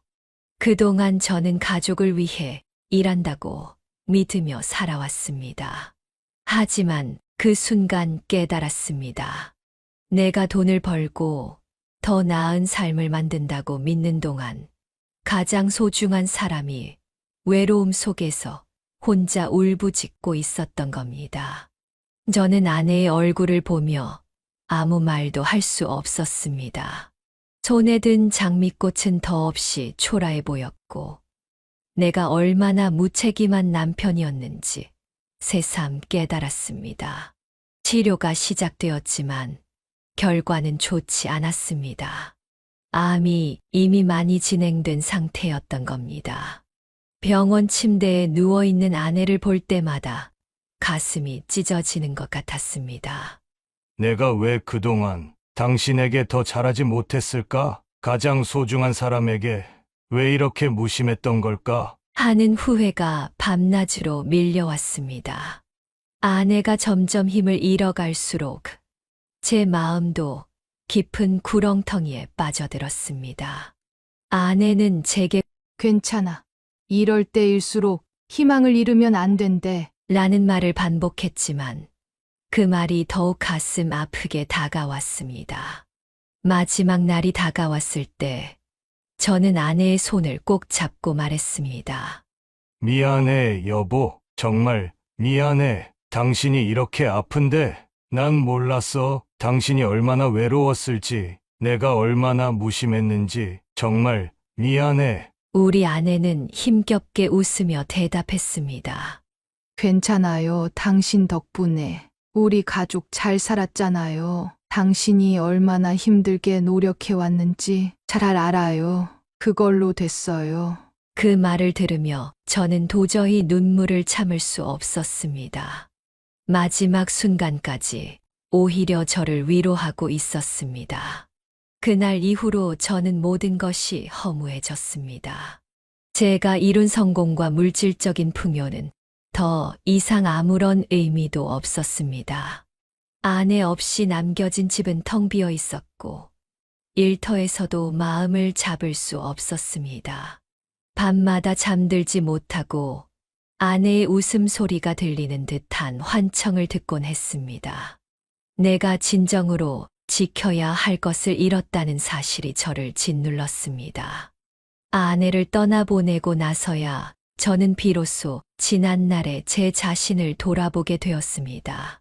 가족을 위해 산다고 했지만 정작 그 가족들에게 나는 어떤 사람이었을까요? 아내에게도 아들 진호에게도 따뜻한 남편과 아버지가 되지 못했던 제 모습이 떠올랐습니다. 저는 사랑을 주기보다 책임과 기대라는 이름으로 너무 많은 것을 강요하며 살아왔던 게 아닐까 싶었습니다. 특히 아들 진호에게는 제 부족했던 어린 시절을 보상받으려는 마음으로 너무 큰 짐을 지은 것 같아 미안함이 밀려왔습니다. 저는 늘 어린 시절을 떠올리며 항상 가슴 한구석에 깊은 한을 품고 살아왔습니다. 가난 때문에 대학에 가지 못했던 것이 평생 저를 따라다니는 그늘처럼 느껴졌습니다. 그래서 내 아들 진호에게만큼은 같은 아픔을 물려주지 않겠다고 결심했지요. 나는 진호가 하고 싶은 건 무엇이든지 다 할 수 있도록 해주고 싶었습니다. 좋은 학교, 좋은 환경, 필요한 모든 것을 다 마련해 줬습니다. 하지만 돌아보면 저는 진호에게 너무 많은 것을 강요했던 것 같습니다. 아들이 어릴 때부터 저는 유독 공부에 집착했습니다. 아빠는 가난해서 대학에 못 갔는데 너는 아빠가 모든 걸 지원해 주는데 왜 공부에 집중을 못하니? 학원 보내주고 과외시켜주는 걸 감사하게 생각해야 돼. 이런 말을 입버릇처럼 했습니다. 진호가 조금이라도 성적이 떨어지면 저는 큰 실망감에 눈앞이 캄캄해졌습니다. 그런 날이면 진호를 크게 야단치기도 했습니다. 왜 더 열심히 하지 않는 거야? 라고 소리를 질렀던 그날들. 지금 와서 생각하면 그게 얼마나 독이 되었을지 뒤늦게 깨달았습니다. 진호는 대학을 졸업하고 결국 원했던 대기업에 취직했습니다. 사람들 앞에서 진호를 자랑할 때마다 나는 뿌듯했지만 한편으로는 미안한 마음이 들었습니다. 진호는 친구들과 어울리며 놀지도 못했고 연애라는 것도 해본 적이 없었습니다. 진호의 삶이 나로 인해 얼마나 외롭고 삭막했을지 뒤늦게서야 깨닫게 되었지요. 저는 가끔 조심스레 물었습니다. 진호야, 좋은 사람 만나고 있다는 소식은 아직 없는 거니? 진호는 늘 바쁘다며 대답을 피하곤 했습니다.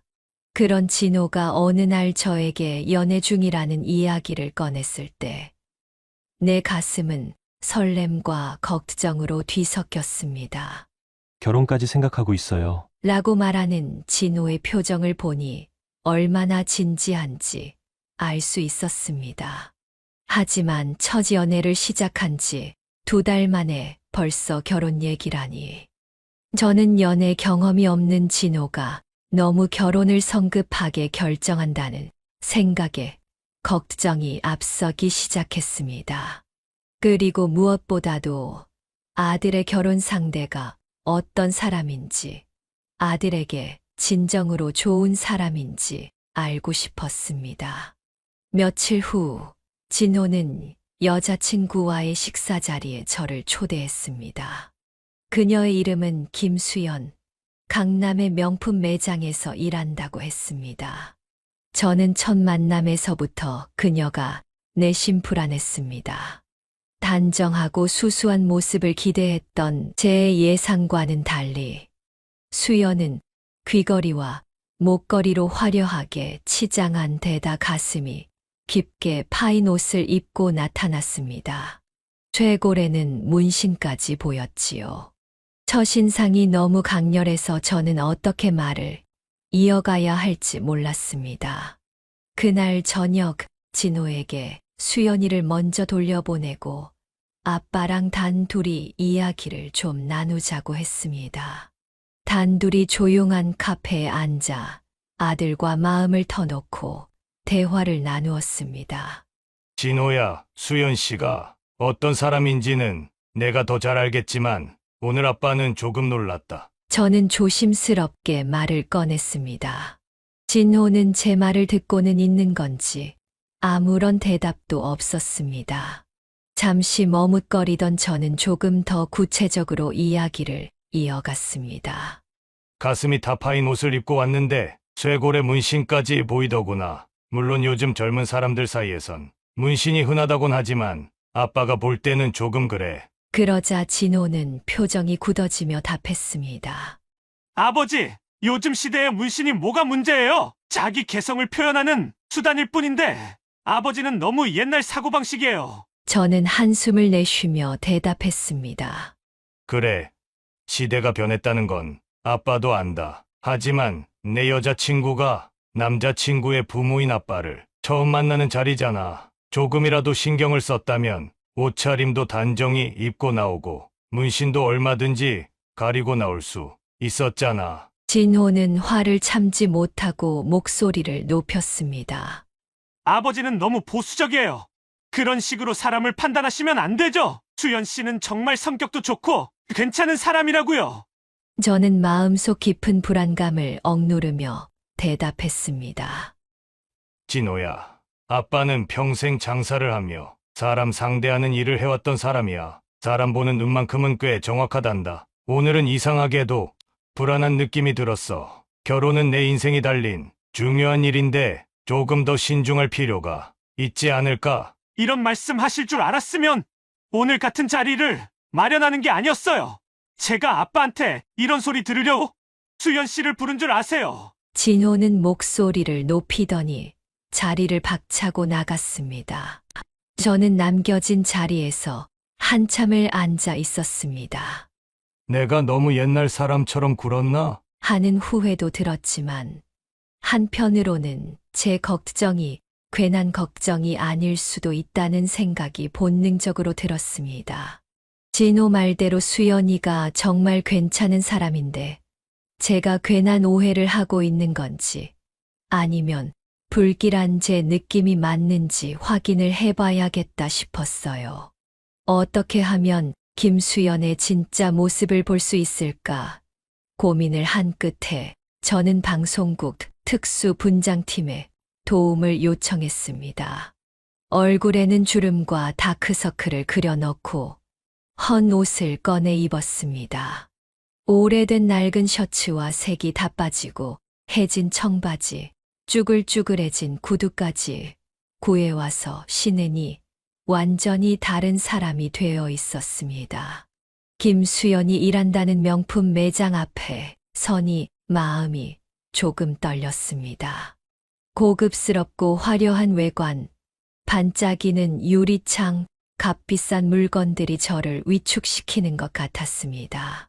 물질적인 성공과 풍요를 거둔 이후에도 저는 단 한 번도 명품을 사본 적이 없었거든요.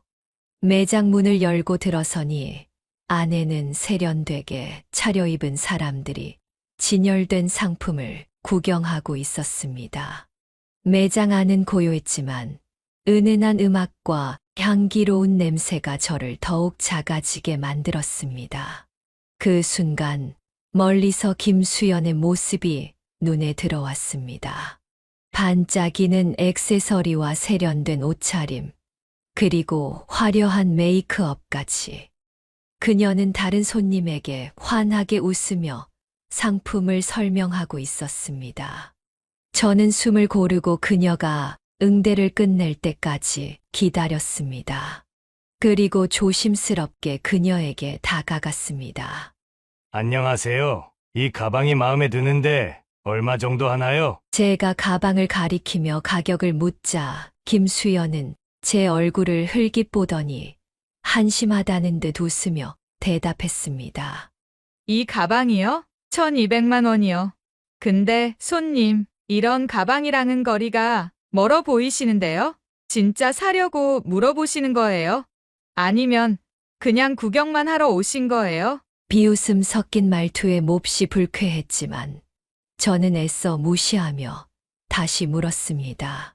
생각보다 많이 비싸네요. 그럼 저 옆에 걸린 코트는 얼마 정도 하나요? 수연은 한숨을 크게 내쉬며 고개를 살짝 젓더니 대놓고 짜증 섞인 목소리로 대답했습니다. 저 코트요? 1600만 원이에요. 1600만 원! 그런데 손님, 저 가방도 비싸다고 하시면서 이 코트를 무슨 수로 사시했다는 거예요? 저기 죄송한데 한 달에 얼마 정도 버세요? 이런 데는 웬만큼 벌지 않으면 들어오지도 못하는 곳이에요. 아저씨 같은 분들이 오시는 곳이 아니라고요. 저는 그녀의 태도에 점점 화가 치밀었지만 억지로 화를 꾹꾹 참고 다시 물었습니다. 그게 무슨 말씀이시죠? 여긴 저 같은 사람은 와서도 안 되는 곳인가요? 그 말을 들은 김수연은 아예 대놓고 비웃으며 말했습니다. 솔직히 말씀드릴게요. 여긴 고급 하이엔드 매장이에요. 손님처럼 입고 다니시는 분들한테 여기가 어울린다고 생각하세요? 그냥 근처 마트나 할인 매장으로 가세요. 사람의 겉모습만 보고 사람을 무시하는 김수연의 말에 참으려 했던 분노가 결국 폭발하고 말았습니다. 이봐요. 어떻게 처음 보는 사람을 이렇게 함부로 대할 수 있습니까? 제가 이렇게 허름하게 입고 왔다고 사람을 대놓고 무시하는 겁니까? 나도 이런 거 살 능력이 충분히 되는 사람이에요. 제 목소리가 커지자 주변에 있던 손님들이 우리 쪽을 쳐다봤지만 김수연은 전혀 위축되지 않고 오히려 더 비웃으며 대꾸했습니다. 진짜요? 하하하. 그럼 제가 착각했네요. 근데요, 손님, 그런 능력이 있는 분이 이런 꼴로 오셨겠어요? 제가 여기 일하면서 별 사람을 다 봤는데 이런 차림으로 와서 나 얼마든지 살 수 있다고 우기는 분은 처음이네요. 정말 재밌으시다. 김수연의 뻔뻔함과 조롱에 제 속은 들끓고 있었습니다. 그런데 그 순간 김수연이 경호원에게 손짓을 하며 소리를 치기 시작했습니다. 이 손님이 저한테 욕하시고 소리를 지르고 있어요. 매장 분위기 망치기 전에 빨리 내보내주세요. 잠시 후 경호원이 다가와서 냉정한 얼굴로 말했습니다. 손님, 죄송하지만 직원분에게 욕설을 하시면서 매장 운영에 방해를 주시면 안 됩니다. 저희가 입구까지 안내하겠습니다. 저는 너무 어이가 없었습니다. 제가 욕설을 했다고요? 제가 언제 욕설을 했습니까? 이 직원이 처음부터 저를 무시하고 하대했어요. 본인이 한 말들은 쏙 빼놓고 거짓말을 하는 거라고요. 그러나 김수연은 여전히 뻔뻔하게 웃으며 말을 덧붙였습니다. 제가 언제 거짓말을 했어요? 처음부터 저를 보자마자 욕부터 하셨잖아요. 잘 생각해보세요. 아저씨 때문에 스트레스 받고 싶지 않아요.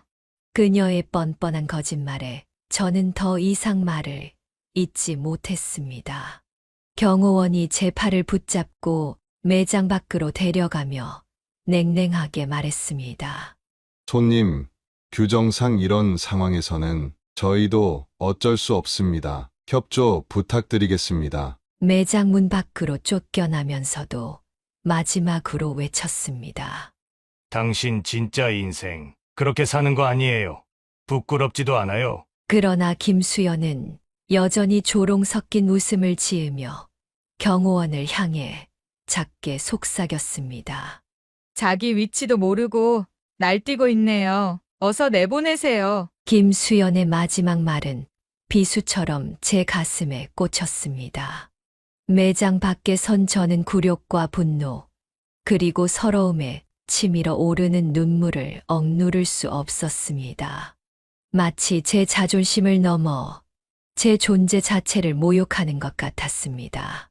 저는 당장이라도 아들 진호에게 연락해 김수연의 본 모습을 폭로하고 싶었습니다. 그녀가 어떤 사람인지 진호가 알게 된다면 이 결혼은 막을 수 있을 거라는 생각이 들었죠. 하지만 조금 더 김수연의 숨겨진 실체를 더 명확히, 낱낱이 파헤치고 싶었습니다.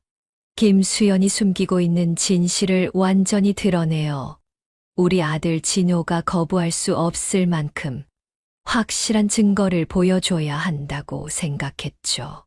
분노와 책임감이 뒤섞인 감정 속에서 저는 결심했습니다.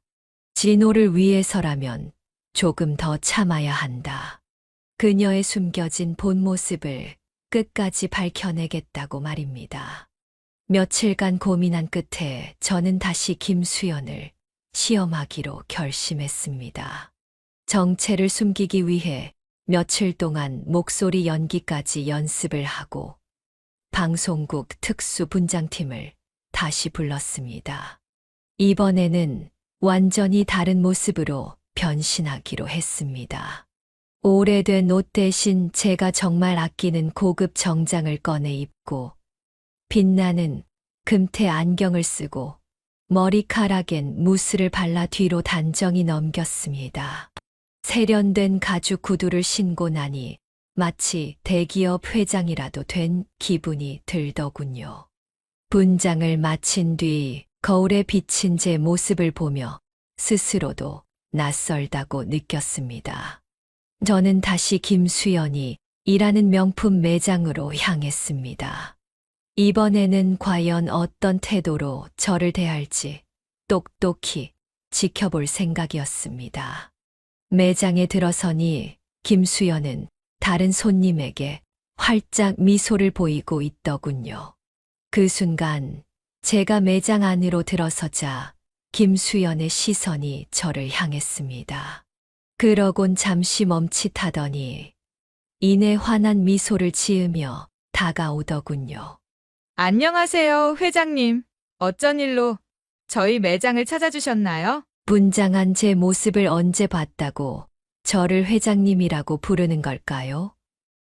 김수연의 태도는 처음과는 180도 달라져 있었습니다. 목소리에는 다정함이 묻어났고 눈빛은 기대감으로 반짝였습니다. 저는 아무렇지 않은 척 그녀의 안내를 받으며 매장을 둘러보았습니다.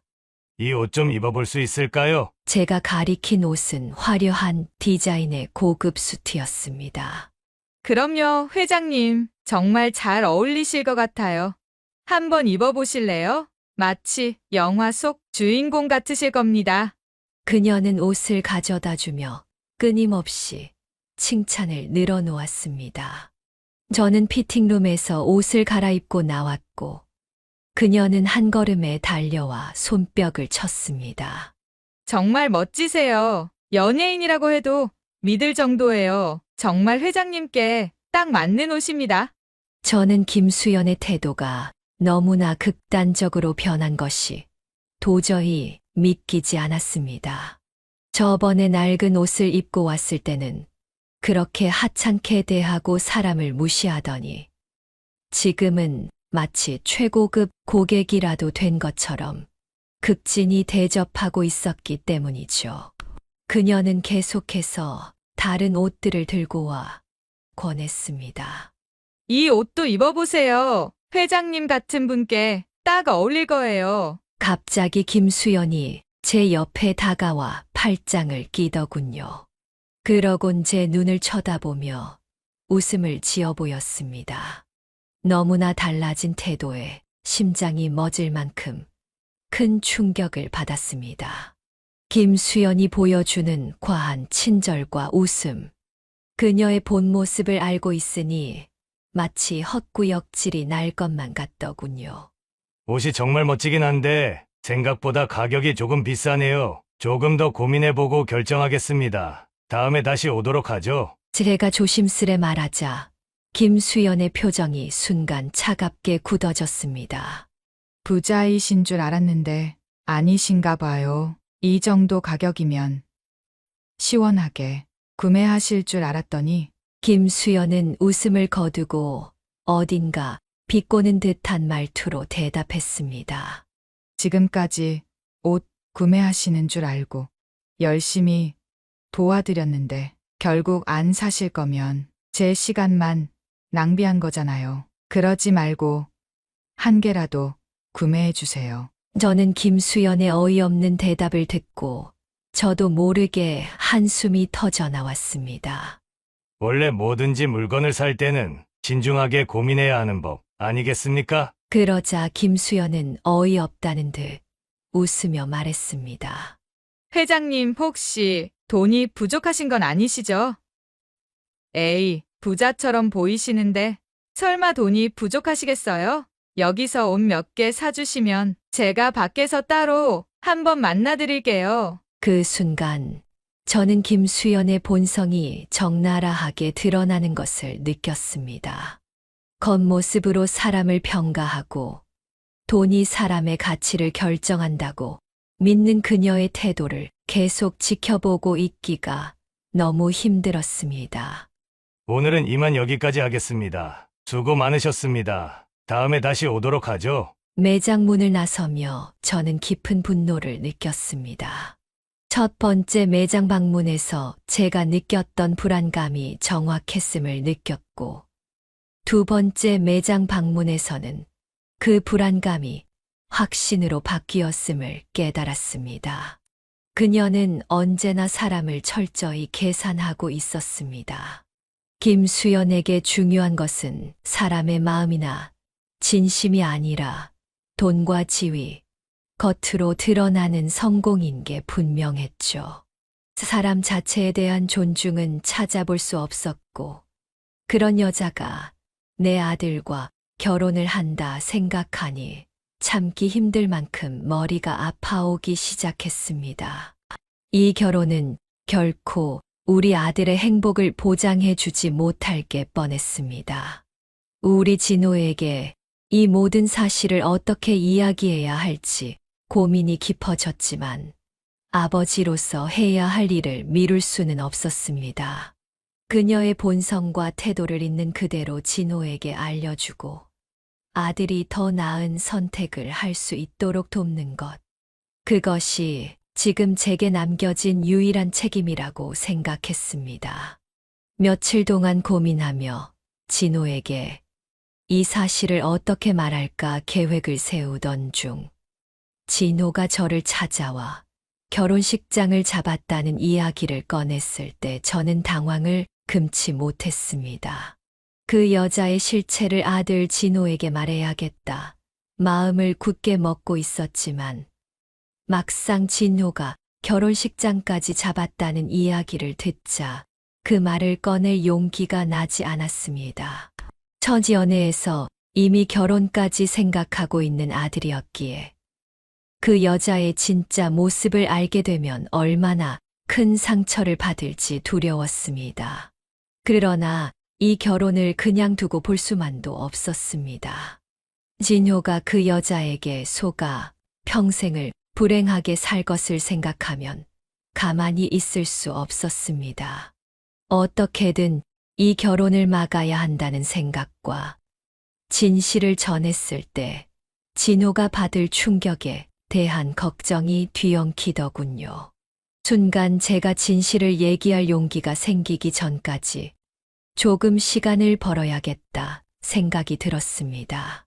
생각해보니 아직 김수연의 부모들을 만나본 적도 없었거든요. 저는 진호에게 조심스럽게 물었습니다. 진호야, 결혼은 너희 둘만의 일은 아니란다. 수연이 부모님은 만나봤니? 그래도 먼저 상견례는 해야 하지 않겠어? 제가 물어보자 진호는 어색한 표정을 지으며 말했습니다. 아버지, 사실 수연 씨가 어렸을 때 불우한 환경에서 자랐거든요. 그래서 그런지 부모님과는 완전히 연을 끊고 지낸 지 10년도 넘었대요. 그 말을 듣는 순간 가슴 깊은 곳에서 서늘한 기운이 올라왔습니다. 부모와 자식이 연락을 끊을 만큼 불우한 환경이라니 도대체 어떤 사연이 있었길래 그렇게 되었을까요? 불우한 환경에서 자랐다고? 어떤 환경이길래 부모님하고 연락까지 끊었는지 아니? 제가 재차 묻자 진호는 고개를 숙이며 말했습니다. 저도 자세히는 몰라요. 수연 씨가 저한테는 그냥 많이 힘들게 자랐다고만 이야기했어요. 더 이상 물어보지 말아달라고 해서 저도 깊이 묻지 않았어요. 그 말을 듣는 순간 가슴속 깊은 곳에서 서늘한 기운이 올라왔습니다. 부모와 연락을 끊고 살아간다는 것은 결코 가벼운 일이 아니기 때문입니다. 저는 천천히 말을 이어갔습니다. 진호야, 개인적인 가정사이긴 하지만 적어도 남편이 될 너한테만큼은 비밀이 있어선 안 돼. 결혼은 신뢰가 바탕이 돼야 하는 법이야. 그런데 내가 수연의 과거를 전혀 모른다는 건 아직 결혼할 사이가 아니라는 반증이야. 하지만 진호는 여전히 수연의 편을 들며 말했습니다. 아버지, 수연 씨도 나름의 이유가 있을 거예요. 제가 그냥 그녀를 이해하고 받아들이면 되는 거 아닌가요? 왜 그렇게까지 수연이를 의심하시는 거예요? 아들의 말은 단호했습니다. 저는 진호가 이미 그녀에게 깊이 빠져 있다는 것을 느꼈습니다. 지금 아들에게 진실을 말해봤자 소용없겠구나. 증거를 좀 더 확실히 모아서 진호 눈앞에 모든 진실을 한 번에 보여줘야겠어. 저는 속으로 다짐하며 아들 진호의 마음을 돌릴 수 있는 좀 더 확실한 증거를 찾기로 결심했습니다. 저는 오랜 단골이기도 하고 백화점에 VIP로 등록되어 있는 혜숙 씨에게 도움을 요청하기로 했습니다. 혜숙 씨라면 분명 김수연의 직장 내 평판이나 동료들 사이의 이야기를 알아볼 수 있을 것 같았습니다. 예숙 씨, 제가 좀 부탁드릴 게 있습니다. 백화점 명품관에서 일하는 김수연이라는 직원에 대해 알아봐 주실 수 있을까요? 제가 신중히 이야기를 꺼내자 혜숙 씨는 의아한 표정을 지었지만 아들을 위한 일이라고 하니 흔쾌히 도와주겠다고 했습니다. 혜숙 씨는 며칠 후 다시 저를 찾아와 백화점에서 김수연의 동료들과 직접 나눈 대화를 들려주었습니다. 혜숙 씨는 녹음을 틀기 전 조심스럽게 말했습니다. 사장님, 제가 직접 물어보니 정말 충격적인 이야기들이 많았습니다. 조금 마음의 준비를 하고 들으셔야 할 것 같아요. 녹음이 시작되자 김수연의 동료, 직원으로 보이는 박민지라는 여자의 목소리가 들려왔습니다. 김수연이요? 결혼 준비 중이라면서 하루 종일 자기 자랑만 했어요. 특히 그 남자친구 자랑이 보통이 아니었어요. 부잣집 아들이라며 아주 대단한 사람처럼 떠벌리더라고요. 너무 속물 같은 말들만 해서 듣기가 불편할 정도였다니까요. 혜숙 씨가 물었습니다. 속물 같은 말이라니. 무슨 이야기들을 했길래요? 김수연의 동료, 직원이 한숨을 쉬며 대답했습니다. 부잣집 아들을 꼬셔서 평생 편하게 먹고 살 거야. 라고 말했어요. 그리고 그 남자, 어리숙하고 순진해서 내가 원하는 대로 조종하기 딱 좋아. 라는 말까지 하더라고요. 듣고도 귀를 의심했어요. 결혼하면 선물도 더 많이 받을 거라고 했고요. 또 다른 직원이 끼어들며 말했습니다. 맞아요. 선물 못 사준다고 하면 헤어지자고 하면 돼. 그러면 울면서 결국 선물을 사온다니깐 참 웃기지 않아? 라고까지 했어요. 저희끼리는 정말 저런 사람이 있나 싶었죠. 그 말을 듣는 순간 제 얼굴에 열이 확 올라왔습니다. 내 아들을 그렇게 조롱하듯이 말하다니 도저히 참을 수 없었습니다. 하지만 녹음 속 이야기는 계속 이어졌습니다. 근데 더 황당했던 건 김수연이 자기 부모님 얘기를 꺼냈을 때였어요. 부모님이 시골에서 가난하게 사신다고 했는데 그러면서 이렇게 말했어요. 우리 부모님 가난하고 시골에서 살아서 쪽팔려. 내가 일부러 연락 끊었다니까? 그런 사람들을 남자친구네 아빠한테 소개하면 내가 어떻게 보이겠어. 그냥 부모님 없다고 하면 돼. 그게 깔끔하고 좋지. 그 말을 듣고 우리 모두 입이 떡 벌어졌어요.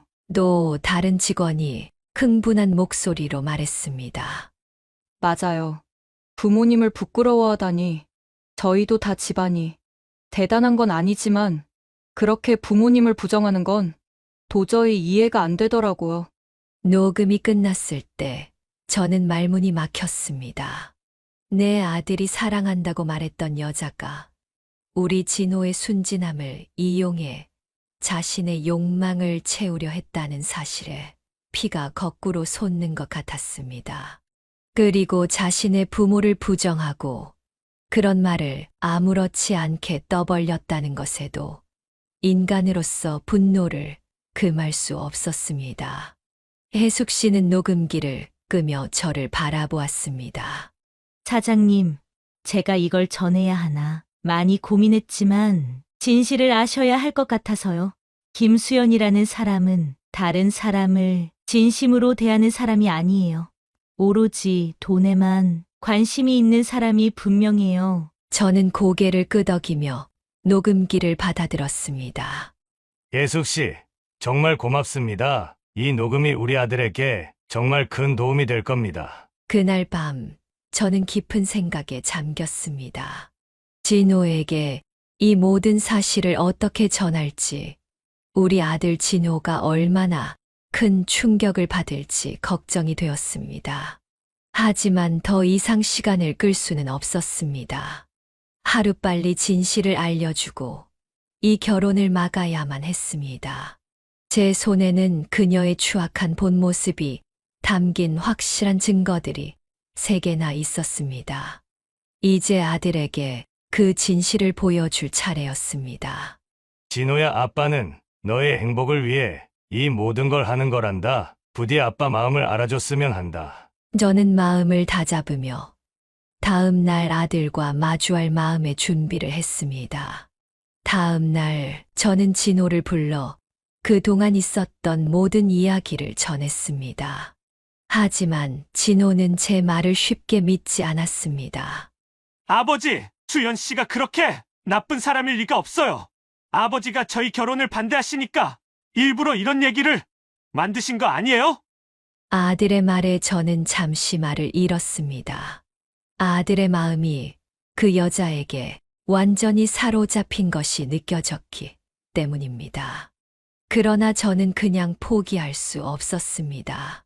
심호흡을 크게 한 번 하고 제가 가진 녹음 파일을 하나씩 들려주기 시작했습니다. 첫 번째 파일은 김수연이 매장에서 거짓골을 하고 있던 저를 인간 취급도 하지 않았던 목소리였습니다. 김수연의 차가운 말투와 비아냥거리는 태도가 그대로 담겨 있었죠. 여긴 아저씨 같은 가난한 사람이 올 곳이 아니에요. 한 달에 얼마 번다고 여기 찾아오는지 모르겠지만 영업 방해하지 말고 얼른 꺼지세요. 그걸 듣는 진호의 표정은 점점 굳어지기 시작했습니다. 두 번째 파일은 제가 대기업 회장처럼 말끔히 꾸미고 갔을 때 김수연이 과도하게 친절을 베풀며 저를 설득하던 내용이었습니다. 여기서 몇 개만 사주시면 제가 밖에서 따로 만나드릴게요. 서로 좋잖아요? 마지막으로 혜숙 씨가 김수연의 동료 직원들과 나눈 대화 녹음이 이어졌습니다. 참 순진해서 갖고 놀기 좋다니깐 결혼 생활 조금 하다 이혼하고 재산 분할해서 가져오면 평생 놀고 먹을 수 있어. 라고 똑똑히 말했어요. 김수연이 아들을 조종하듯 대하며 부모님과의 연을 끊었다는 말을 하는 장면에서 진호는 손을 떨기 시작했습니다. 이게 정말 수연 씨가 한 말이에요? 진호의 목소리는 떨리고 있었습니다. 충격과 실망을 감추지 못하고 있었습니다. 진호야, 아빠가 왜 이 결혼을 반대하는지 이제 알겠니? 그 여자는 널 사랑하고 있지 않아. 그저 내 순진함을 이용해서 자신의 욕망을 채우려는 사람일 뿐이야. 오로지 우리 집 재산만 노리고 있어. 진호는 한동안 말없이 고개를 숙인 채 손으로 얼굴을 가리고 있었습니다. 그리고 한참 후 고개를 들고 말했습니다. 아버지, 일단 녹음 파일을 들어보니 아버지 말씀이 다 사실인 건 맞는 것 같아요. 근데 지금은 제가 너무 충격이 커서요. 저 잠시 며칠 동안 혼자 바람 쐬러 여행이라도 다녀올게요. 도저히 지금은 제정신으로 지낼 수 없을 것 같아요. 진호의 눈은 멍하니 바닥을 응시하고 있었고 표정에는 충격과 배신감이 가득했습니다. 그 모습을 지켜보는 저는 가슴이 미어지는 것만 같았습니다. 잘못된 결혼을 막은 것은 다행이었지만 아들이 받았을 상처는 이루 말할 수 없을 만큼 컸을 테니까요. 아들이 믿었던 첫사랑이 배신으로 드러났을 때 느낄 절망감은 얼마나 컸을까요? 저는 속으로 수없이 다짐했습니다. 진호야, 아버지가 더 일찍 너를 지키지 못해서 미안하다. 하지만 언젠가는 내가 이 고통을 통해 더 강해질 거라 믿는다. 그날 이후로 진호는 큰 충격에 벗어나오지 못하는 듯 말수가 급격히 줄었고 활기찬 모습도 전혀 찾아볼 수 없었습니다. 얼굴은 어둡게만 가라앉았고 저와의 대화도 피하는 듯 했습니다. 식사 자리에서도 몇 마디 건네면 고개만 끄덕이고는 방으로 들어가 버리기 일쑤였습니다. 저는 아들의 마음을 헤아리려 노력했지만 무슨 말을 해도 아들에게 위로가 되지 못할 것 같아 쉽게 말을 꺼낼 수 없었습니다. 그저 옆에서 묵묵히 기다려주는 수밖에 없었습니다. 그렇게 몇 달이 지나도록 진호의 상태는 크게 나아지지 않았습니다. 내심 걱정이 쌓여갈 무렵 어느 날 진호가 뜻밖의 이야기를 꺼냈습니다. 아버지, 저 사랑하는 사람이 생겼어요. 그 말에 저는 잠시 멍해졌습니다. 새로운 사람을 만난다는 소식이 반가웠지만 동시에 걱정이 앞섰습니다. 또다시 잘못된 선택을 하지는 않을까? 이번에도 나쁜 여자를 만나 상처를 받게 되는 건 아닐까? 걱정이 밀려왔습니다. 하지만 진호는 전보다 훨씬 신중하고 차분한 모습으로 저를 안심시키려 노력했고, 이번엔 정말 좋은 사람을 만난 것 같다며 지켜봐 달라고 하더군요. 몇 달 후, 저는 진호와 함께 윤지를 만나게 됐습니다. 작은 동네 카페에서 윤지를 처음 본 순간, 마음속 깊이 안도감이 밀려왔습니다. 소박한 옷차림에 밝고 단정한 인상을 가진 사람이었습니다. 조심스럽게 인사를 건네는 눈빛에는 진심이 담겨 있었습니다. 대화를 나누며 저는 점점 윤지가 우리 아들을 대하는 진솔한 마음을 느낄 수 있었습니다. 저희 결혼할 때 진호 오빠가 집을 해온다고 했는데 제가 절대 그럴 필요 없다고 얘기했어요. 저희 힘으로 작은 집에서 시작해서 조금씩 늘려가면 된다고 생각하거든요. 아버님께서 저희 안 도와주셔도 충분히 저희 힘으로 행복하게 살 수 있어요. 윤지의 말에 가슴이 뭉클했습니다. 돈을 넘어 상대방을 존중하려는 태도, 그리고 자신의 책임을 다하려는 마음이 느껴졌기 때문입니다. 윤지를 바라보는 진호의 얼굴에는 행복하고 편안한 표정이 가득했습니다. 윤지를 만나고 집에 돌아오는 길, 저는 진호에게 조용히 제 생각을 말했습니다. 진호야, 아빠가 이제야 마음이 편하다. 윤지 같은 사람이라면 내가 행복할 수 있을 것 같아. 진호는 밝게 웃으며 대답했습니다. 아버지, 저도 이번에는 정말 자신 있어요. 천천히, 신중히, 그리고 진심으로 윤지 씨를 더 알아가겠습니다. 저는 아들의 새로운 사랑을 응원하며 이제야 비로소 제 마음이 편안해진 걸 느꼈습니다. 진호가 이번에는 진정한 사랑을 찾았다고 믿으며 아들의 미래에 행복만이 가득하기를 바랄 뿐이에요. 자식이 진정으로 사랑받고 존중받으며 살아가는 모습을 볼 수 있다는 것. 그것이 부모로서 느낄 수 있는 가장 큰 기쁨이라 생각하기 때문입니다. 제가 이 이야기를 꺼내기까지 참 많은 고민이 있었습니다. 하지만 제 이야기가 또 다른 누군가에게 도움이 될 수 있다는 생각에 이렇게 털어놓을 수 있었습니다. 부모란 자식의 행복을 위해 때로는 힘든 선택을 해야 하고 진실을 말해줘야 할 책임이 있습니다. 우리 자식의 가슴 아픈 경험을 통해 저 역시 큰 교훈을 얻었습니다. 사랑이란 겉모습이나 달콤한 말로만 이루어지는 게 아니라 진정으로 서로를 존중하고 아껴주는 마음에서 시작된다는 것을요. 여러분들도 사랑하는 가족이나 친구가 잘못된 길로 들어설 때, 혹은 나쁜 사람에게 휘둘릴 때, 때로는 용기를 내어 진실을 알리고 그들의 삶을 올바르게 이끌어 주셨으면 합니다. 그리고 부디 여러분의 가족과 사랑하는 사람들 모두 진실되고 아름다운 관계 속에서 행복하시길 진심으로 기원합니다. 지금까지 김상수 씨의 이야기를 들어주셔서 감사합니다. 김상수 씨가 아들 진호 씨의 잘못된 결혼을 막을 수 있어서 천만다행이라고 생각하시는 분들, 그리고 아들 진호 씨가 새로운 사랑을 꽃 피울 수 있길 바라는 분들 모두 댓글로 김상수 씨와 진호 씨에게 응원의 한마디, 격려의 한마디 남겨주실 수 있으실까요? 아니면 이 사연을 들은 여러분들의 생각과 의견, 어떤 것이라도 좋습니다. 마지막으로 아직 구독과 좋아요 안 누르신 분들이 있다면 꼭 한번 눌러주시길 부탁드리며 저는 더 재밌고 흥미진진한 다음 영상으로 여러분을 찾아뵙겠습니다. 감사합니다.